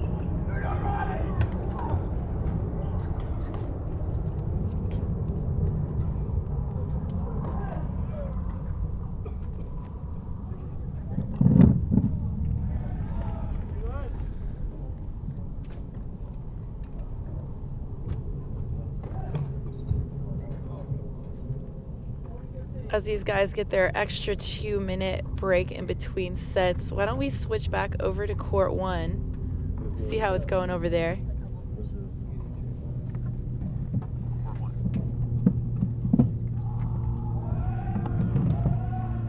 Can I use a gator blanket? So we're being joined here. Melanie brought a friend. Got Francis TFO. Francis, Can you guys hear me? we are so happy to have you here. Here. Yeah, you can wave to the camera. What are you doing here watching your friends, the UCF Knights? Is that your team? I hear you cheering for them. Yeah, you gotta go nuts for him. I've known Danny for forever, and I know a couple other guys on the team, a couple other guys I don't know, but yeah, you're showing love late nights. I like it. We've heard you cheering. We heard Tommy cheering. I mean, really trying to edge them on. They did get the first doubles point. You look confident for them in the singles, or a little bit nervous? You got to keep cheering. I gotta get louder. I've been a little quiet the last 10 minutes. It's not good. I mean, the guys. What are you doing? Yeah, I don't know. I came out a little too hot. I gotta save energy though. It's gonna be a long night. I think we can sneak this. It's gonna be tough. We're gonna come to the wire, but it's good tennis so far. I think it's really good tennis. We thought so too. It was really good tennis. So you are actually coming off your first ATP World Tour tournament win at Delray Beach Open. How was that, winning your first ATP tournament? It's unbelievable. Congratulations. It must have felt amazing. I was trying to believe like Melanie Dan. That's all I'm trying to do. I'm not gonna forget that. That was an unbelievable week. But yeah, it was unbelievable. I wasn't expecting it this young in my career, and I'm just trying to ride the wave and just keep enjoying playing tennis. It's pretty much the main thing. Yeah, I mean, gosh, like, keep riding the wave. You did an amazing job. I mean, for the rest of the year, what kind of things are you looking forward to coming up? Your goals, I guess, a little bit for later this year. Just keep enjoying it, just like you said. Yeah, keep enjoying it. Go for a Melanie then run at the Open, and then that's pretty much it. I mean, that's probably the main thing I'm focusing on. But I'm joking. Yeah, just take it week by week and just try to just bring my best level every day and see where that takes me. I think when I'm playing my best, I can compete against a lot of guys. So, but yeah, I'm just enjoying it. You know, I'm young. I'm going to be doing this for the next 15 years, so I'm just taking it all in day by day. There are so many strong young American players coming up on the men's side. I mean, you've got you, Tommy, Riley, Opelka, Taylor Fritz. I mean, there's so many strong players coming up. So. That's you, Jake! There's that cheer you were talking about. Hear him. He's getting the crowd behind him. You are. Excited. I don't want to put any pressure, obviously. Like, I know how pressure is, putting pressure on people. The next great American coming up, so I'm not going to say that to you. Yeah, but how is it for you? Are you excited to have this big group coming up? It's not just you. There's so many great American players. Yeah, I think that's what helps all of us. I think it's so easy to come up that way because I win a title, and the next week, Donaldson makes semis in a 500, and then Fritz is almost should have made the quarters today. I thought he should have won. Tough loss, but so guys are just like that. So we're just gonna keep building off each other. Now I'm gonna go to Miami and be like, screw that. I want up Fritz, and it's just good blood like that, and we're all happy for each other doing well. No one's jealous of each other, which I think is good, and we're all great friends, which I think is even better. So I just hope we can all do some good things and just stay with it and just keep loving it. Exactly, that's what makes everyone better, right? Yeah. I mean, you go all pushing each other, trying to do better than the other one in the next tournament. I mean, gosh, I'm excited to see what the future holds for you guys. So thanks so much, Francis. You can get back to watching. We don't want you to miss watching your team, cheering for your team. We'll be following. And good luck to everything this year. I mean, gosh, really, really excited to see you later on. I'm excited to see you. Who knows? Maybe you will pull Melanie Uday and run at the USTA. Appreciate it. I'll see you guys later. Thanks, Francis. All right. We go Knights! Yeah, no worries.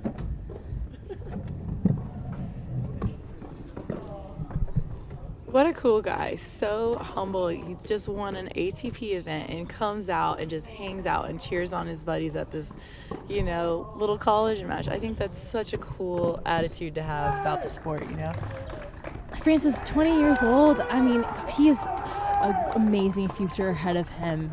No pressure on him, but I really do think he is going to be the next great American. I just feel like he's such a good person. He's such a hard worker. Mm-hmm. I mean, he's so entertaining. People just love watching him.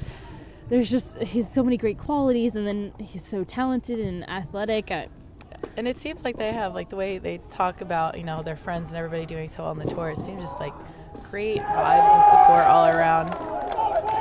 And here he is supporting a team he doesn't even play for, which is great. Exactly, and his best bud isn't actually even playing Danny Kurzerman. Let's see this replay really quick from this great Wow. kid. That's great. A lot of defense. athleticism from Corey Lovett. That was big. That was a break point right there. So Corey Lovett leads 2-1, serving in after this changeover. Taking a moment, probably catch his breath. I always like those points when you're playing and the ones that you're not supposed to win and you somehow pull them out. Those are always the most fun. Nice, you got a break up. He's up a break. My boy. He's fighting. I'm trying to like this. Stay away.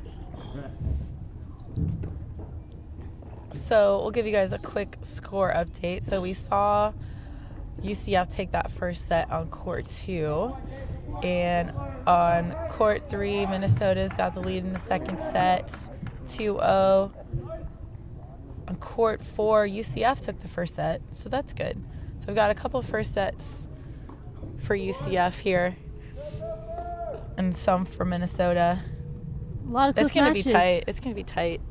This could really go either way.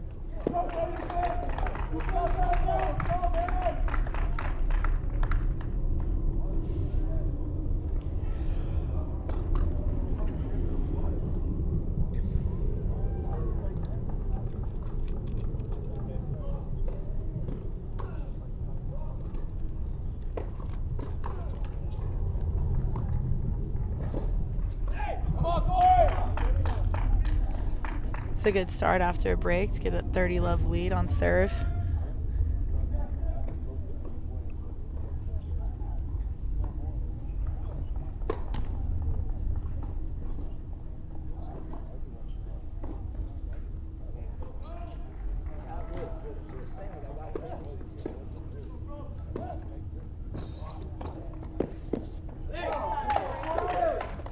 That's good Great execution. volley. Yeah.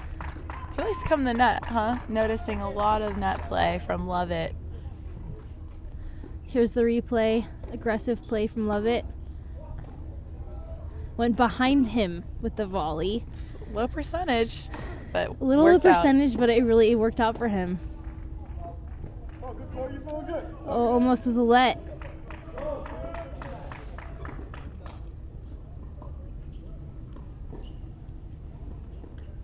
Another interesting thing you might not know about a little intricacy in the college rules, when the chair officials call lets, when a ball rolls on the court or some sort of hindrance, they'll only call a let if it's an endangerment to the player.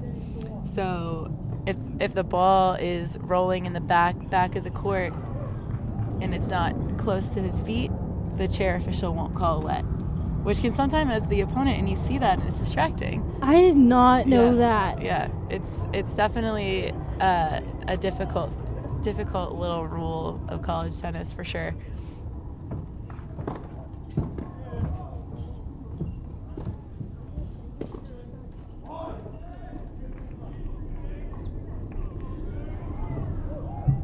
So we'll see how Corwin handles that break, see if he can keep his composure and hold here. Look at that view. The sunsets here at the campus are beautiful every night, without a doubt. Every single night is great. And at the at the Collegiate Center here, we're elevated above the campus. We can see everything.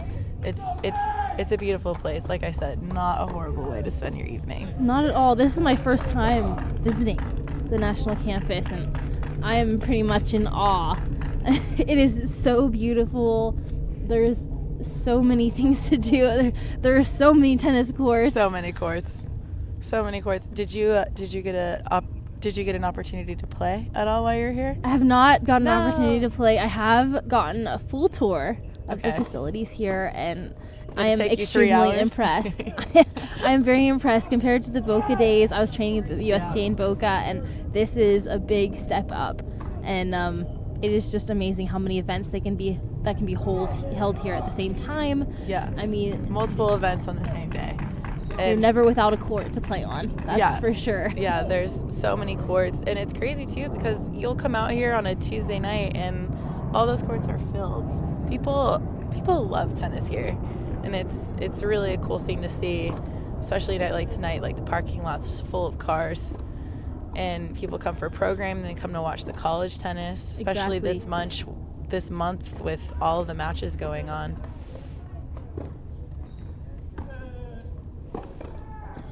It's a great play. Big forehand from Corwin. I think both these guys like their forehands a little bit better in this match.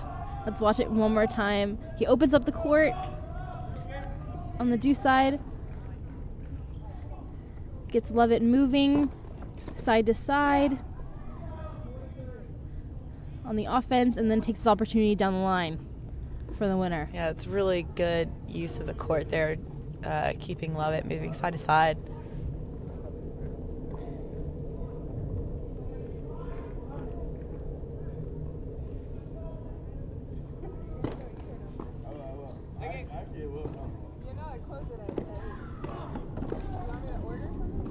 Wrong-footed in there. Yep. Really great angle again.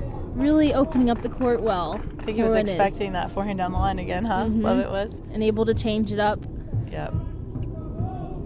one more time. Let's watch this angle. Yep, goes right behind him. Very smart playing. So it's 3-2. Still up a break for UCF there.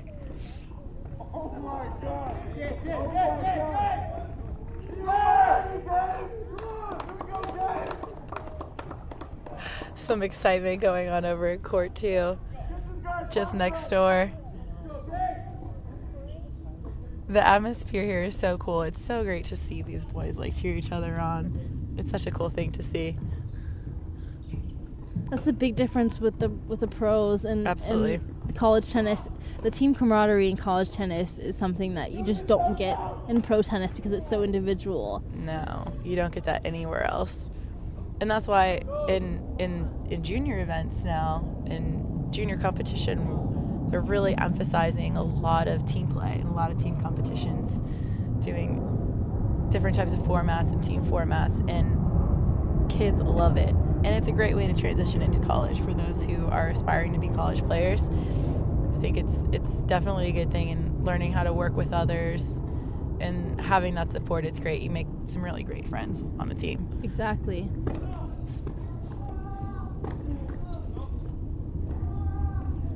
Another missed forehand from Lovett. A little bit just too long. much, but still not a bad shot. Good margins, just a little bit long. Always better to miss long. I was Always better to miss always long. taught I was the just net thinking is that. the worst place to miss. Wide is the second worst place to miss. And then long is never a bad place to miss. You can always bring it in a little bit. Yeah, the depth is so important. Yeah, moving forward again from Lovett. I like how he's still going for it. He's still going for that big forehand. Great deep ball there, and then got the easy volley to put it away. Watch him again. Really deep approach, and then gave him an easy volley.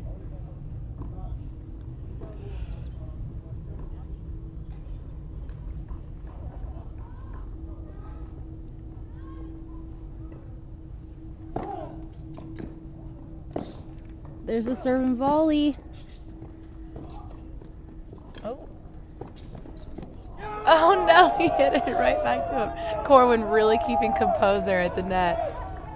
Love it. I think really hoping he would get it past him, but I feel like he should have gone to the open court. Yeah, I think that would have been the play there as well. It's tricky though. You try to outsmart him. Sometimes you overthink it. He had the whole deuce court to play with. Yeah, got to give it to Corin though for keeping his cool and handling that well up there. Very nice. Corey is at the net, almost trying to get the net almost every point now. We're seeing his percentages coming into the net have to be very high. Let's watch it one more time. Good approach, and then easy volley. overhead. Yep. Seems like one of his favorite plays. It's good serving. All that doubles practice has really, really got to pay off. I mean, helps in the singles matches. Absolutely. The transition, I think, is the key part. You know, people always think like, oh, I just don't have good volleys. It's not all about just the volleys. It's about moving into the net and the transition piece. Exactly. Getting from point A to point B. Great volley there from Lovett. He's on a roll with that. He just seems so comfortable at the net, and like you said, with the movement, he feels like he knows where to go.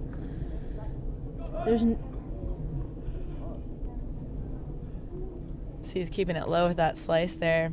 That way, when you keep that slice, you come in behind it, your opponent's going to pop it up a little higher so you can really close in and take advantage of that volley. You see that nice split step. I feel like it's such a simple thing, but people forget it when they go to the net, especially from the baseline. You've got to make that split step when your opponent is hitting.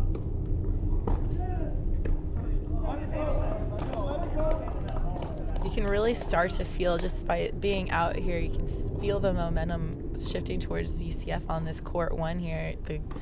The crowd's behind him after every point, and you know, he's pumped up. You can see the confidence and just the swagger in his walk. The swagger. I like that.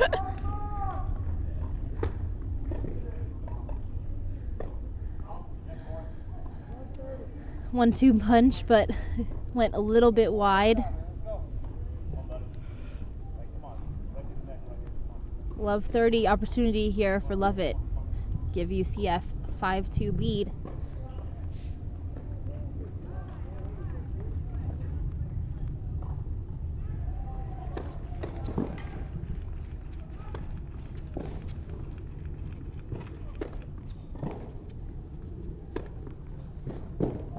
Great overhead from Corwin. That was actually not an easy lob. That was not easy. And sometimes it's tough too when you get in those overhead, like call them overhead rallies, where you you're hitting these overheads and you can't put it away.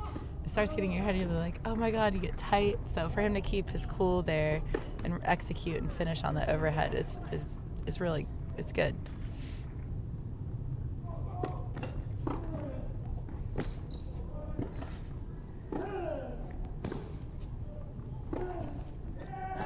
Dictating with that forehand. Big hitting from Lovett. I love him running around that forehand and moving Corwin around the court. Just really, really ripping it. Even though he's made some mistakes, he does not let up on it. He still has so much rack ahead speed, and it paid off. Yeah, and you can see like Corwin's trying to get it to his backhand side, but Lovett loves the inside out forehand. So it's almost like you got to hit it out wide, drag him out to his forehand so you can attack the backhand side a little bit more. And it's not easy to do. Break point opportunity here. Second serve. Chances Lovett runs around the second serve and hits the forehand. Probably. Good chance. Pretty high. Oh, but a slice. Chip and charge. Wow. Very high quality tennis from Lovett. So textbook right there, the chip and charge. We've got over on court 5. Just want to give you guys a score update. UCF is up 6-4, 5-1, and Minnesota's serving. Maybe we can go over there and check out that action. See if UCF finishes it out. This line 5 singles match for UCF is Aero Vasa versus Jackson Allen from Minnesota.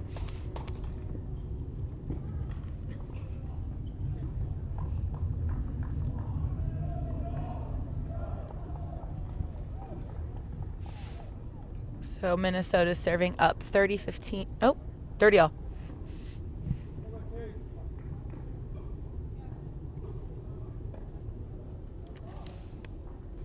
Vasa for UCF, also a freshman.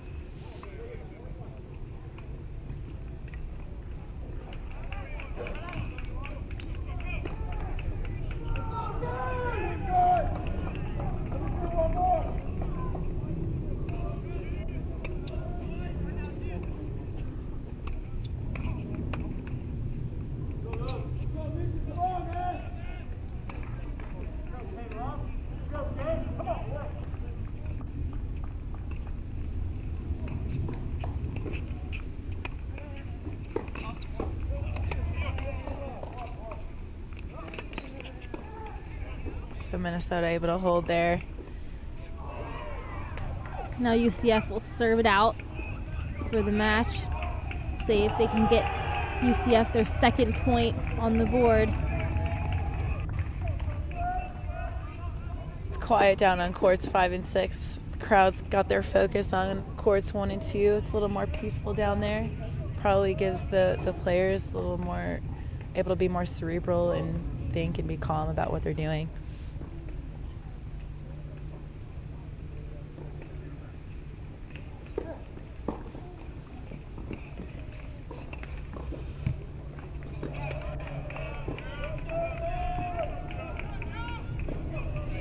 So Alan Jackson's actually from Minnesota.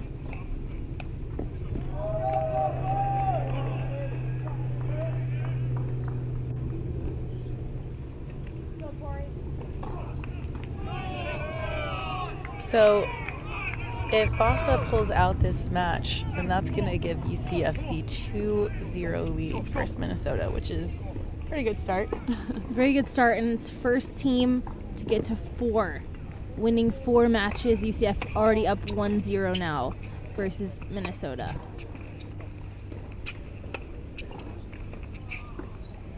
Nice crowd tonight watching these matches, especially on the top couple courts. Yeah, and despite the cold for Florida at least. This Minnesota team, though, is definitely not cold for them.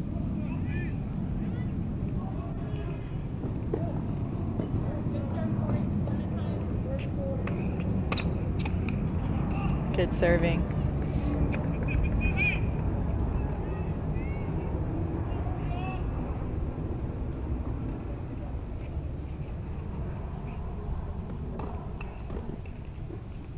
$15 all.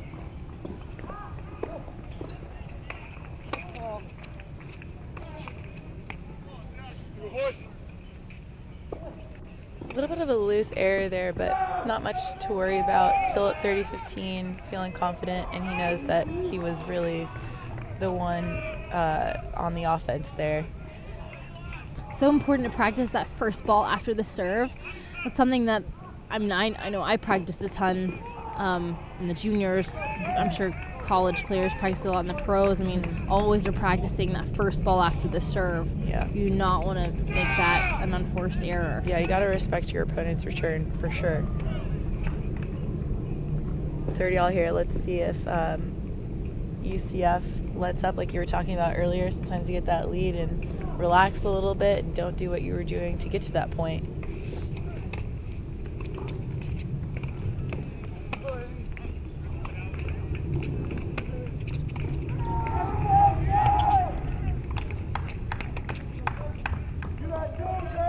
Great volley from UCF. Yeah, it's great playing. You could tell he's really picking on Minnesota's backhand there. 3 backhands in a row, just trying to pick on the weakness to set himself up to be offensive. Mm-hmm. So picks on that backhand, waits for his opportunity, and then sneaks in. That's good strategy there. So we got match point. No. Break point opportunity. Break point. The score was messed up for a second. Oh. It is hard to see here at night. We had a total miss of that overhead there, but he almost made it after missing that over. He almost made that next shot, but it was a little bit too tough after completely swinging and missing on that overhead. I'm telling you, it is hard to see though. Even though These lights are really good. If he would have made that, I would have thought he would have done that on purpose.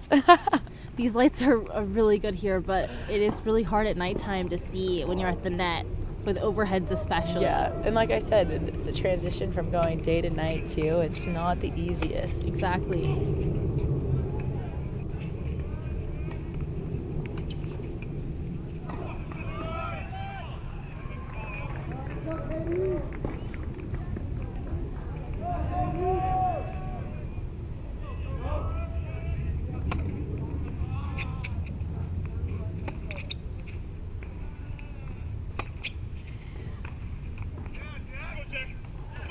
You can tell Vasso's not happy about that mistake. And it looks like Alan Jackson's got kind of old school technique a little bit watching. Maybe more of an Eastern grip. You see such that semi-Western players moving so far over. He's got that old school technique. He does.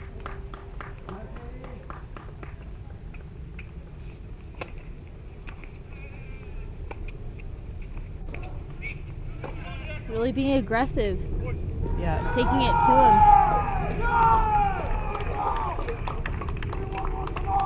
him. Court 3, it looks like we have a match point for Minnesota. See, we can go to court 3. I think they're in the middle of match point right now. That college tennis, so many matches going on. You never know when this is going to happen. All of a sudden, it's a match point somewhere. This point's a grind. Oh no! And he falls in match point. Solid playing by Minnesota there. Gives Minnesota its first point in this matchup tonight. Milicevic gives Minnesota their first point, 6-4, 6-1 win over Sokolovsky. So teams are tied in overall team score. Here's match point again. This was a really long rally. What a way to finish this match. Yeah, it was a tough point.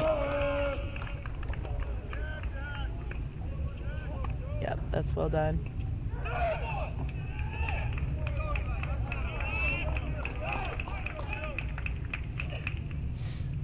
So let's head back to court 5, see how the end of that set's gonna finish up. We got Coach Jeff Young congratulating his player. Happy to get the Minnesota team on the board in this matchup. Quick congratulations. He's gotta go back and coach up his other players. A lot more tennis to play Yes, tonight. Absolutely.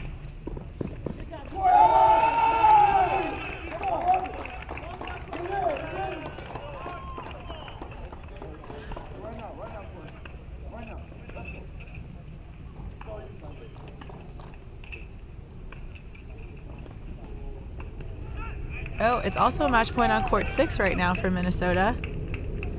How quick? That went so quick. Maybe we can sneak over there. 40 Love serving out. That was the match that we were looking at where Minnesota won 6-0. Here we are serving for the match. Is Josip Kristjanovic. He went for it. Serve and volley. Might as well. He's got three match points. That high backhand volley is never easy. Oh, it's such a tough shot. At least he's got a few extra match point opportunities now.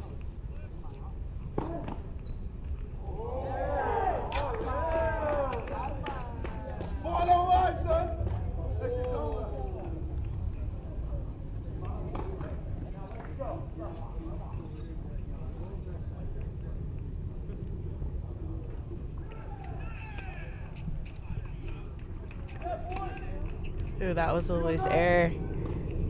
That was he was moving backwards on that shot when he should be almost moving seemed like he forward. was distracted by something. Match point opportunity number 3 for Minnesota here. Court 6.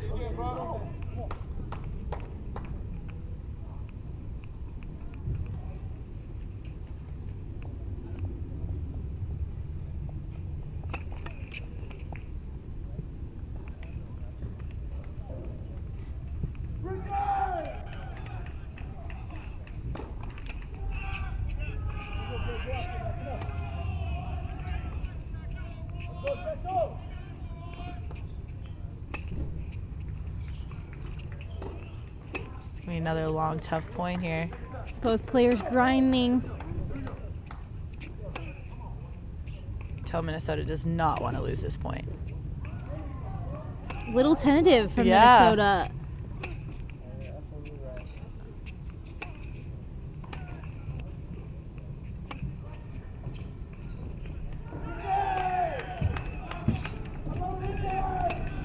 Look at this rally. His consistency is really great.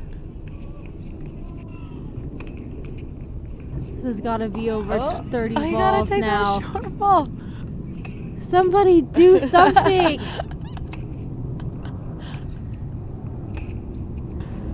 Nobody wants to miss. There it He is. did it!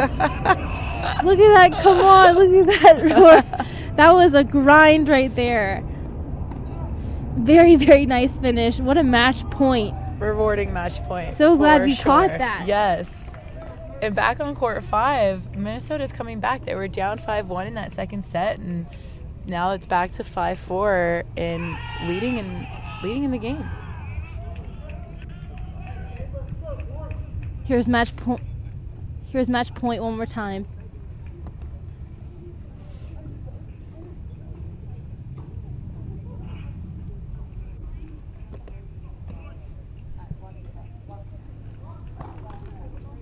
It's great toughness from both players. You see it a lot in college tennis. They're just so determined to hang in a point, you know, and they'll have long rallies. That's why you see really, really long college matches sometimes.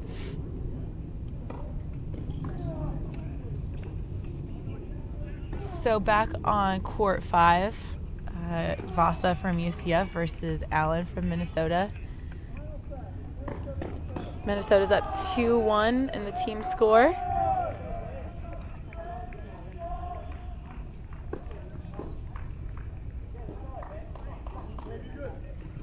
First team to 4 matches, 4 wins. We'll get this. Oh, here we Get go. this Match win here. point. Match point again.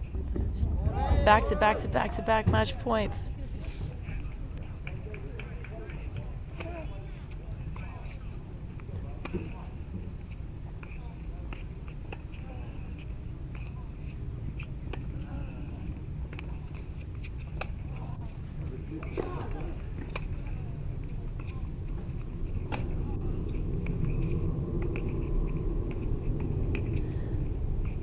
Oh my goodness, what a point. He did it.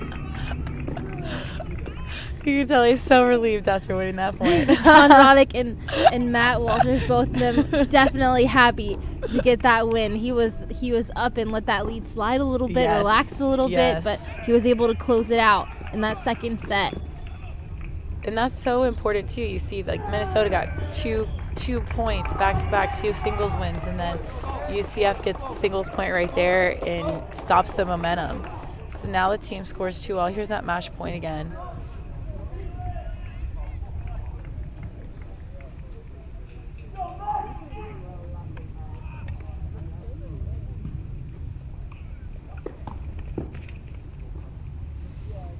Some tough volleys there.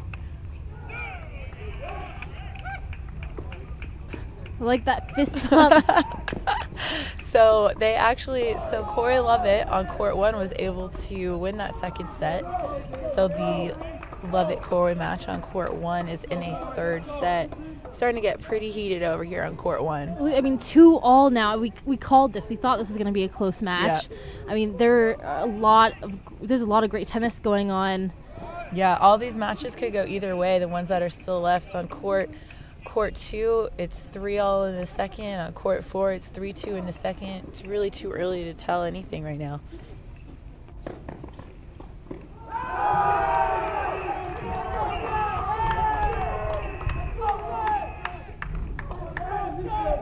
Break point opportunity for UCF.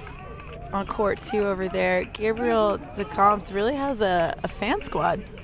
They're cheering over there.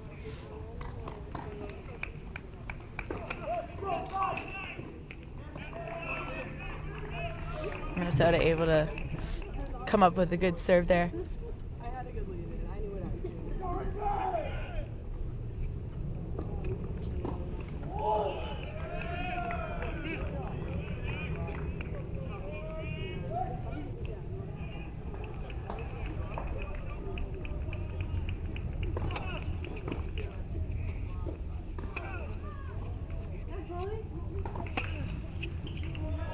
good play. Great inside in forehand. That's a good point there. So 3-all here on court 2 versus DeComps of UCF and Spetch from Minnesota.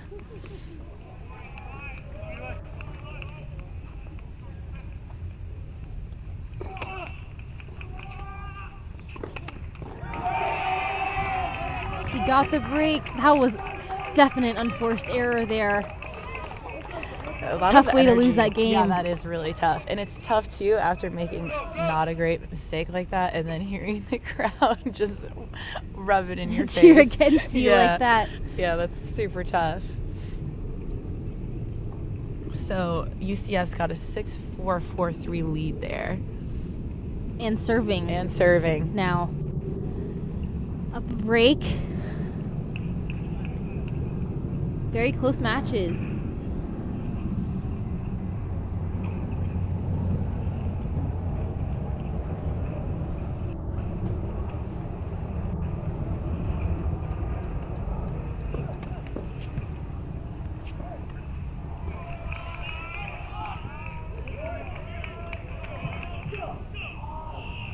See Coach Roddick giving some words of wisdom.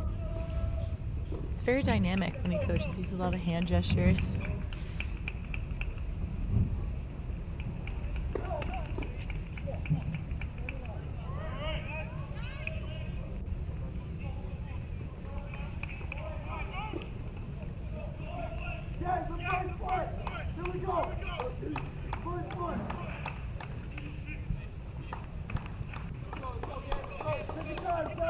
Here we go.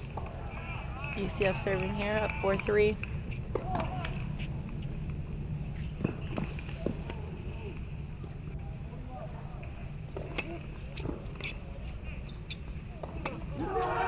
Great 1-2 punch. I love that swing and volley. Sometimes you don't see it a lot in men's tennis, and more so No. women's tennis. Yeah. We always practice those swing and volleys. But it's nice to see men do that too. I mean, it was a perfect chance to do it. Well and timed. You got to hit it right at the right height too. Can't let it get too low. Got to hit it right at that right level. Give you a lot of it gives you a lot of confidence starting a game like that. Oh, The for big sure. serve, big swing and volley winner. You know, they only consider a break. You can only really say you did a break If you if held you after. held the next game. Yep. Exactly. It's not a break if you get broke back. Go for it, let's go for it.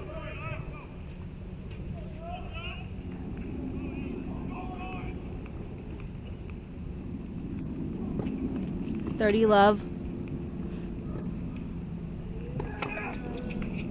for DeComps.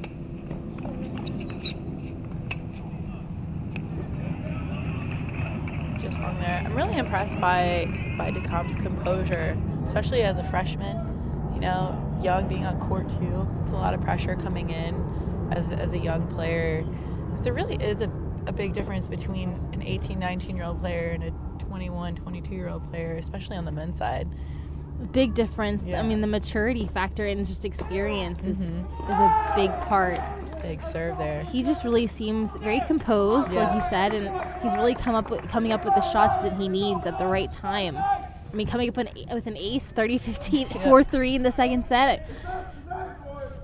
Let's watch it one more time. Perfect out wide serve. Let's go for it. Here we go. John Roddick hoping DeComps is able to finish this match off.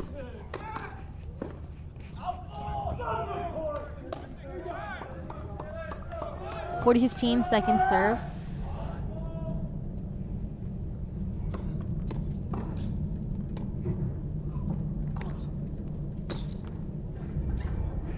Oh, was that just wide?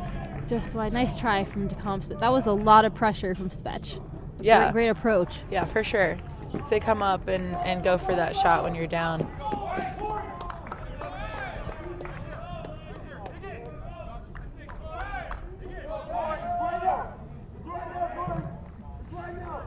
can really hear the crowd getting behind these guys. I know that this is a big opportunity for these UCF players.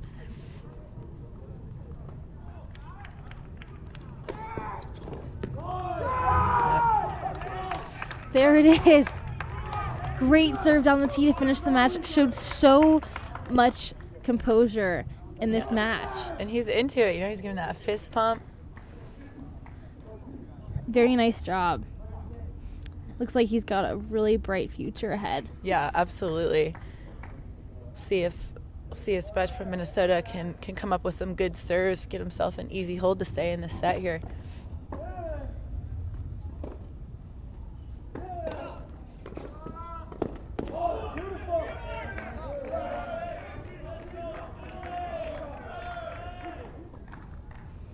Stay on court 2 for now, but a lot of action happening in the other 2 matches. Really, really close points. You can hear the crowd. Lovett had some break opportunities on 1 and still fighting for those games. And on court 4, it's still neck and neck. Still on serve 3-4. Oh, big point right there. Huge return down the line from DeCombs. We got to put a mic on Francis for his cheering. That's a great return.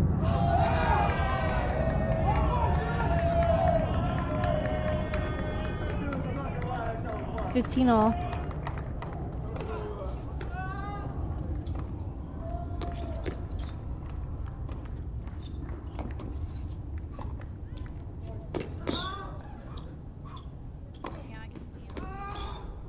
Is he getting to these? Wow, what defense! Really from good the defense, freshman. but also really good composure from Spetch from Minnesota to not get thrown off by that. You know, he's staying in that, still going for his spots. He didn't expect to win the point too early. Kept his composure, kept his cool. Does show a lot. He was ready for every ball to come back, Yeah. and that sometimes doesn't happen. Sometimes you think you've already won the point, and then all of a sudden you're surprised when your opponent gets there.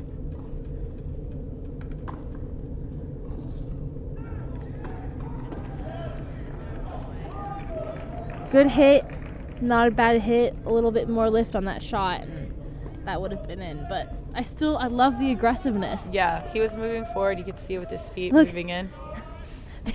There we have Francis TFO, Tommy Paul, Danny Kurzerman. Francis is talking to the guys, like he's happy to see his buds and come and cheer for the UCF Knights. Yeah, it's fun for these guys. That's a great return. Such great depth. He's trying to hang in this game. Down the middle on the return is actually really, really smart play, especially on a big point like that. Down a game point. I mean, it's really, really good because sometimes after the serve, you don't have enough time to get out of the way, and so hitting it right at the player is actually it really gives them no angle. Also, great choice.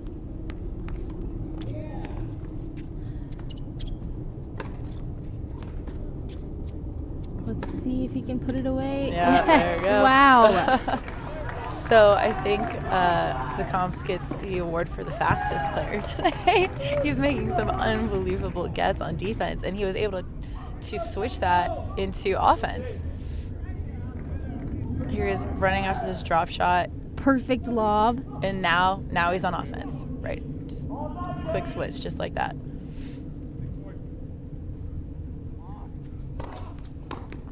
Brings them to match point.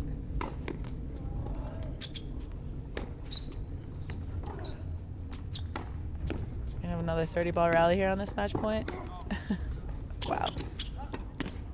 That's so well done. What a match point we have seen. Every single match point we've seen has been an amazing point. Yeah. Finishing most time with a winner or a dive volley or a super long grind.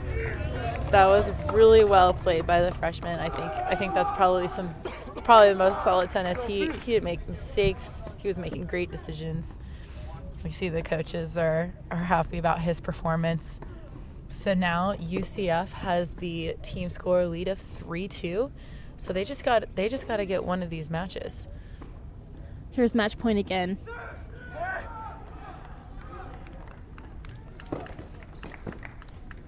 big hitting side to side. Being really physical. Easy volley. That's He just made it look awesome. so easy there. And that's a tough volley. 6-4, 5-3 deuce, match point. Look at that chest pump there. Come on to the crowd. All right, let's take it back to court 1. They're in that third set.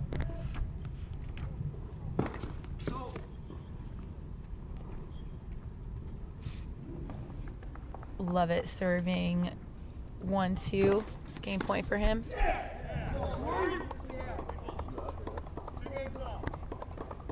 Two all.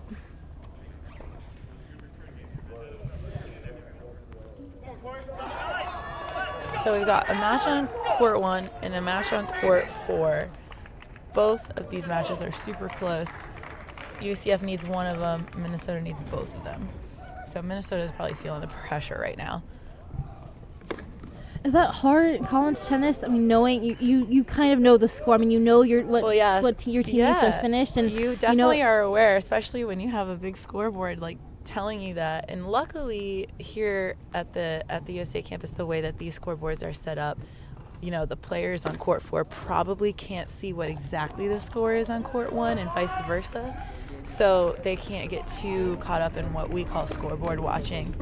So they can really focus on just their match alone, but still there's pressure because they know the whole team score.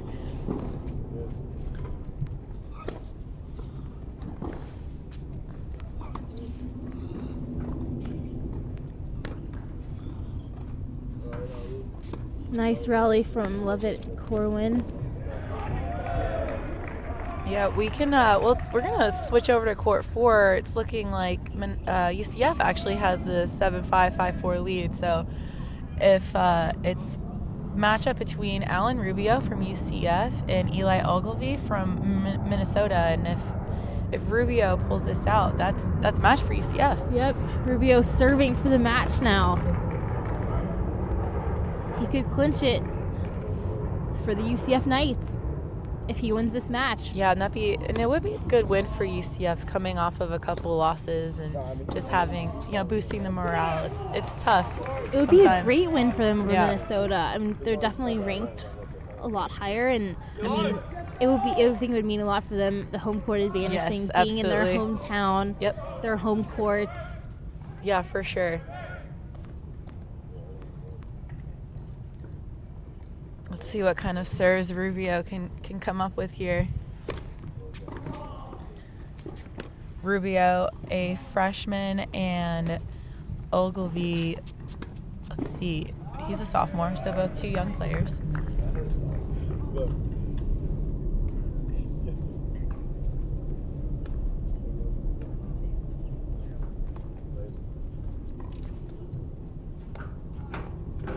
So well done. Wow. Great playing from Rubio. Obviously, you gotta come with. Wait, I got you these. I actually love it. Because this is like the only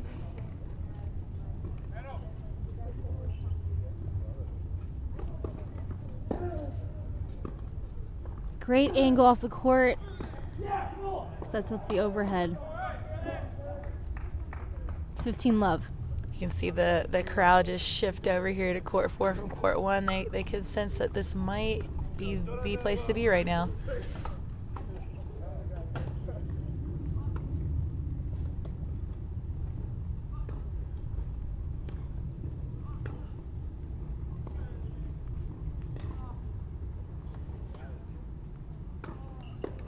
Wow. That was a smart shot. Huge backhand down the line. Yeah, he was From Ogilvie. Yeah, he was bringing Rubio out wide on the ad side, trying to hit forehands inside out and then just attack the open court. Very good play.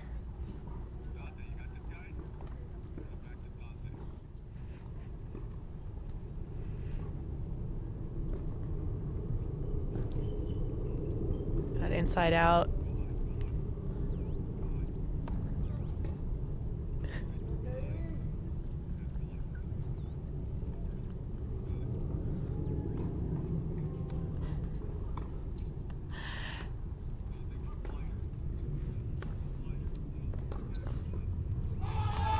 Just wide.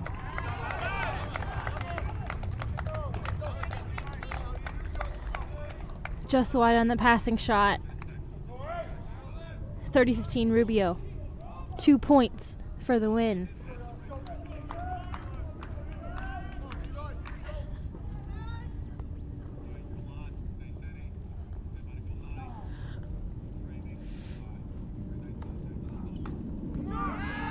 There we go, 40-15, match point. Match point UCF. This point will clinch the win for the UCF Knights over the Minnesota Gophers. See if Rubio can close it out. Here we go. Second serve.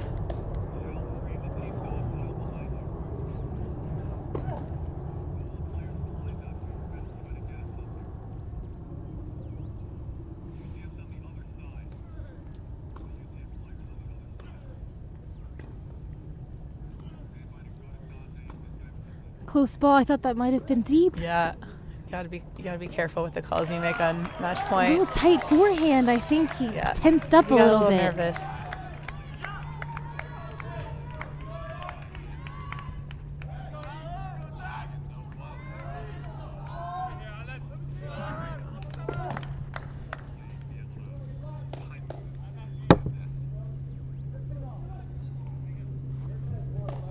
Stand by Dante, go Dante. Stand by to go high.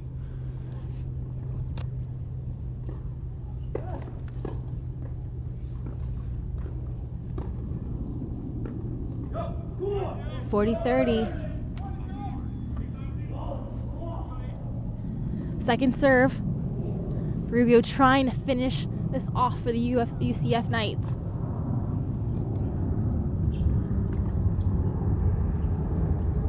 Lots of heavy balls, grinding.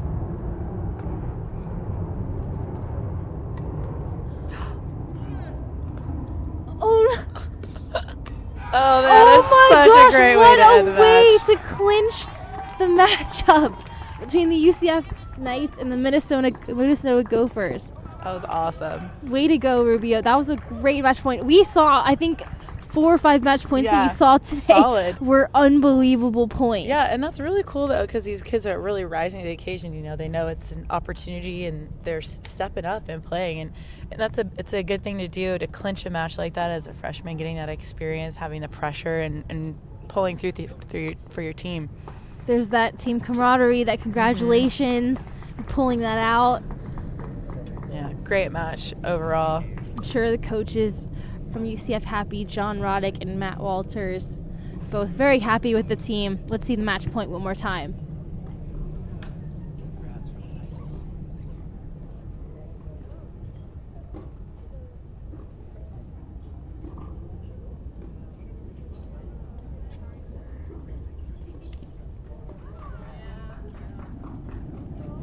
That's not an easy shot to hit a passing shot off of. That was That was not impressive. very, very impressive.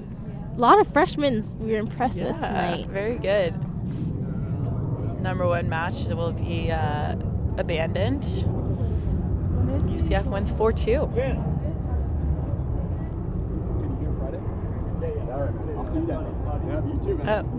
A lot of confidence to take the UCF team to take going forward this year.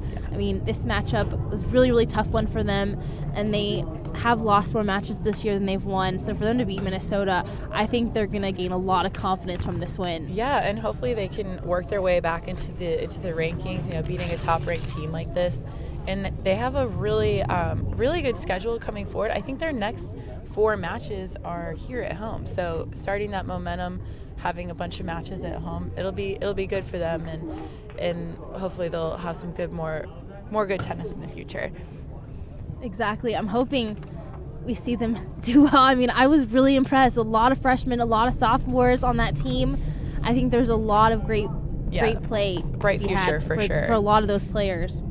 For sure. And yeah, like I said, they'll have some home matches, which is nice too when you're in college and not to have to travel every other weekend. So they'll have a few weeks at home, which is always really nice, and I'm sure the coaches appreciate that as well. We see the Minnesota team going back to the drawing board a little bit, gonna talk to their players, see kind of what went wrong. But they still fought as hard as they could. I mean, there were a lot of strong matches. It really could have gone either way. Yeah, it was high quality tennis. I mean, you know, good high percentage on the serves all around. Didn't see too many double faults. Just good quality tennis, and that's what you want, like both teams to show up and play their best tennis.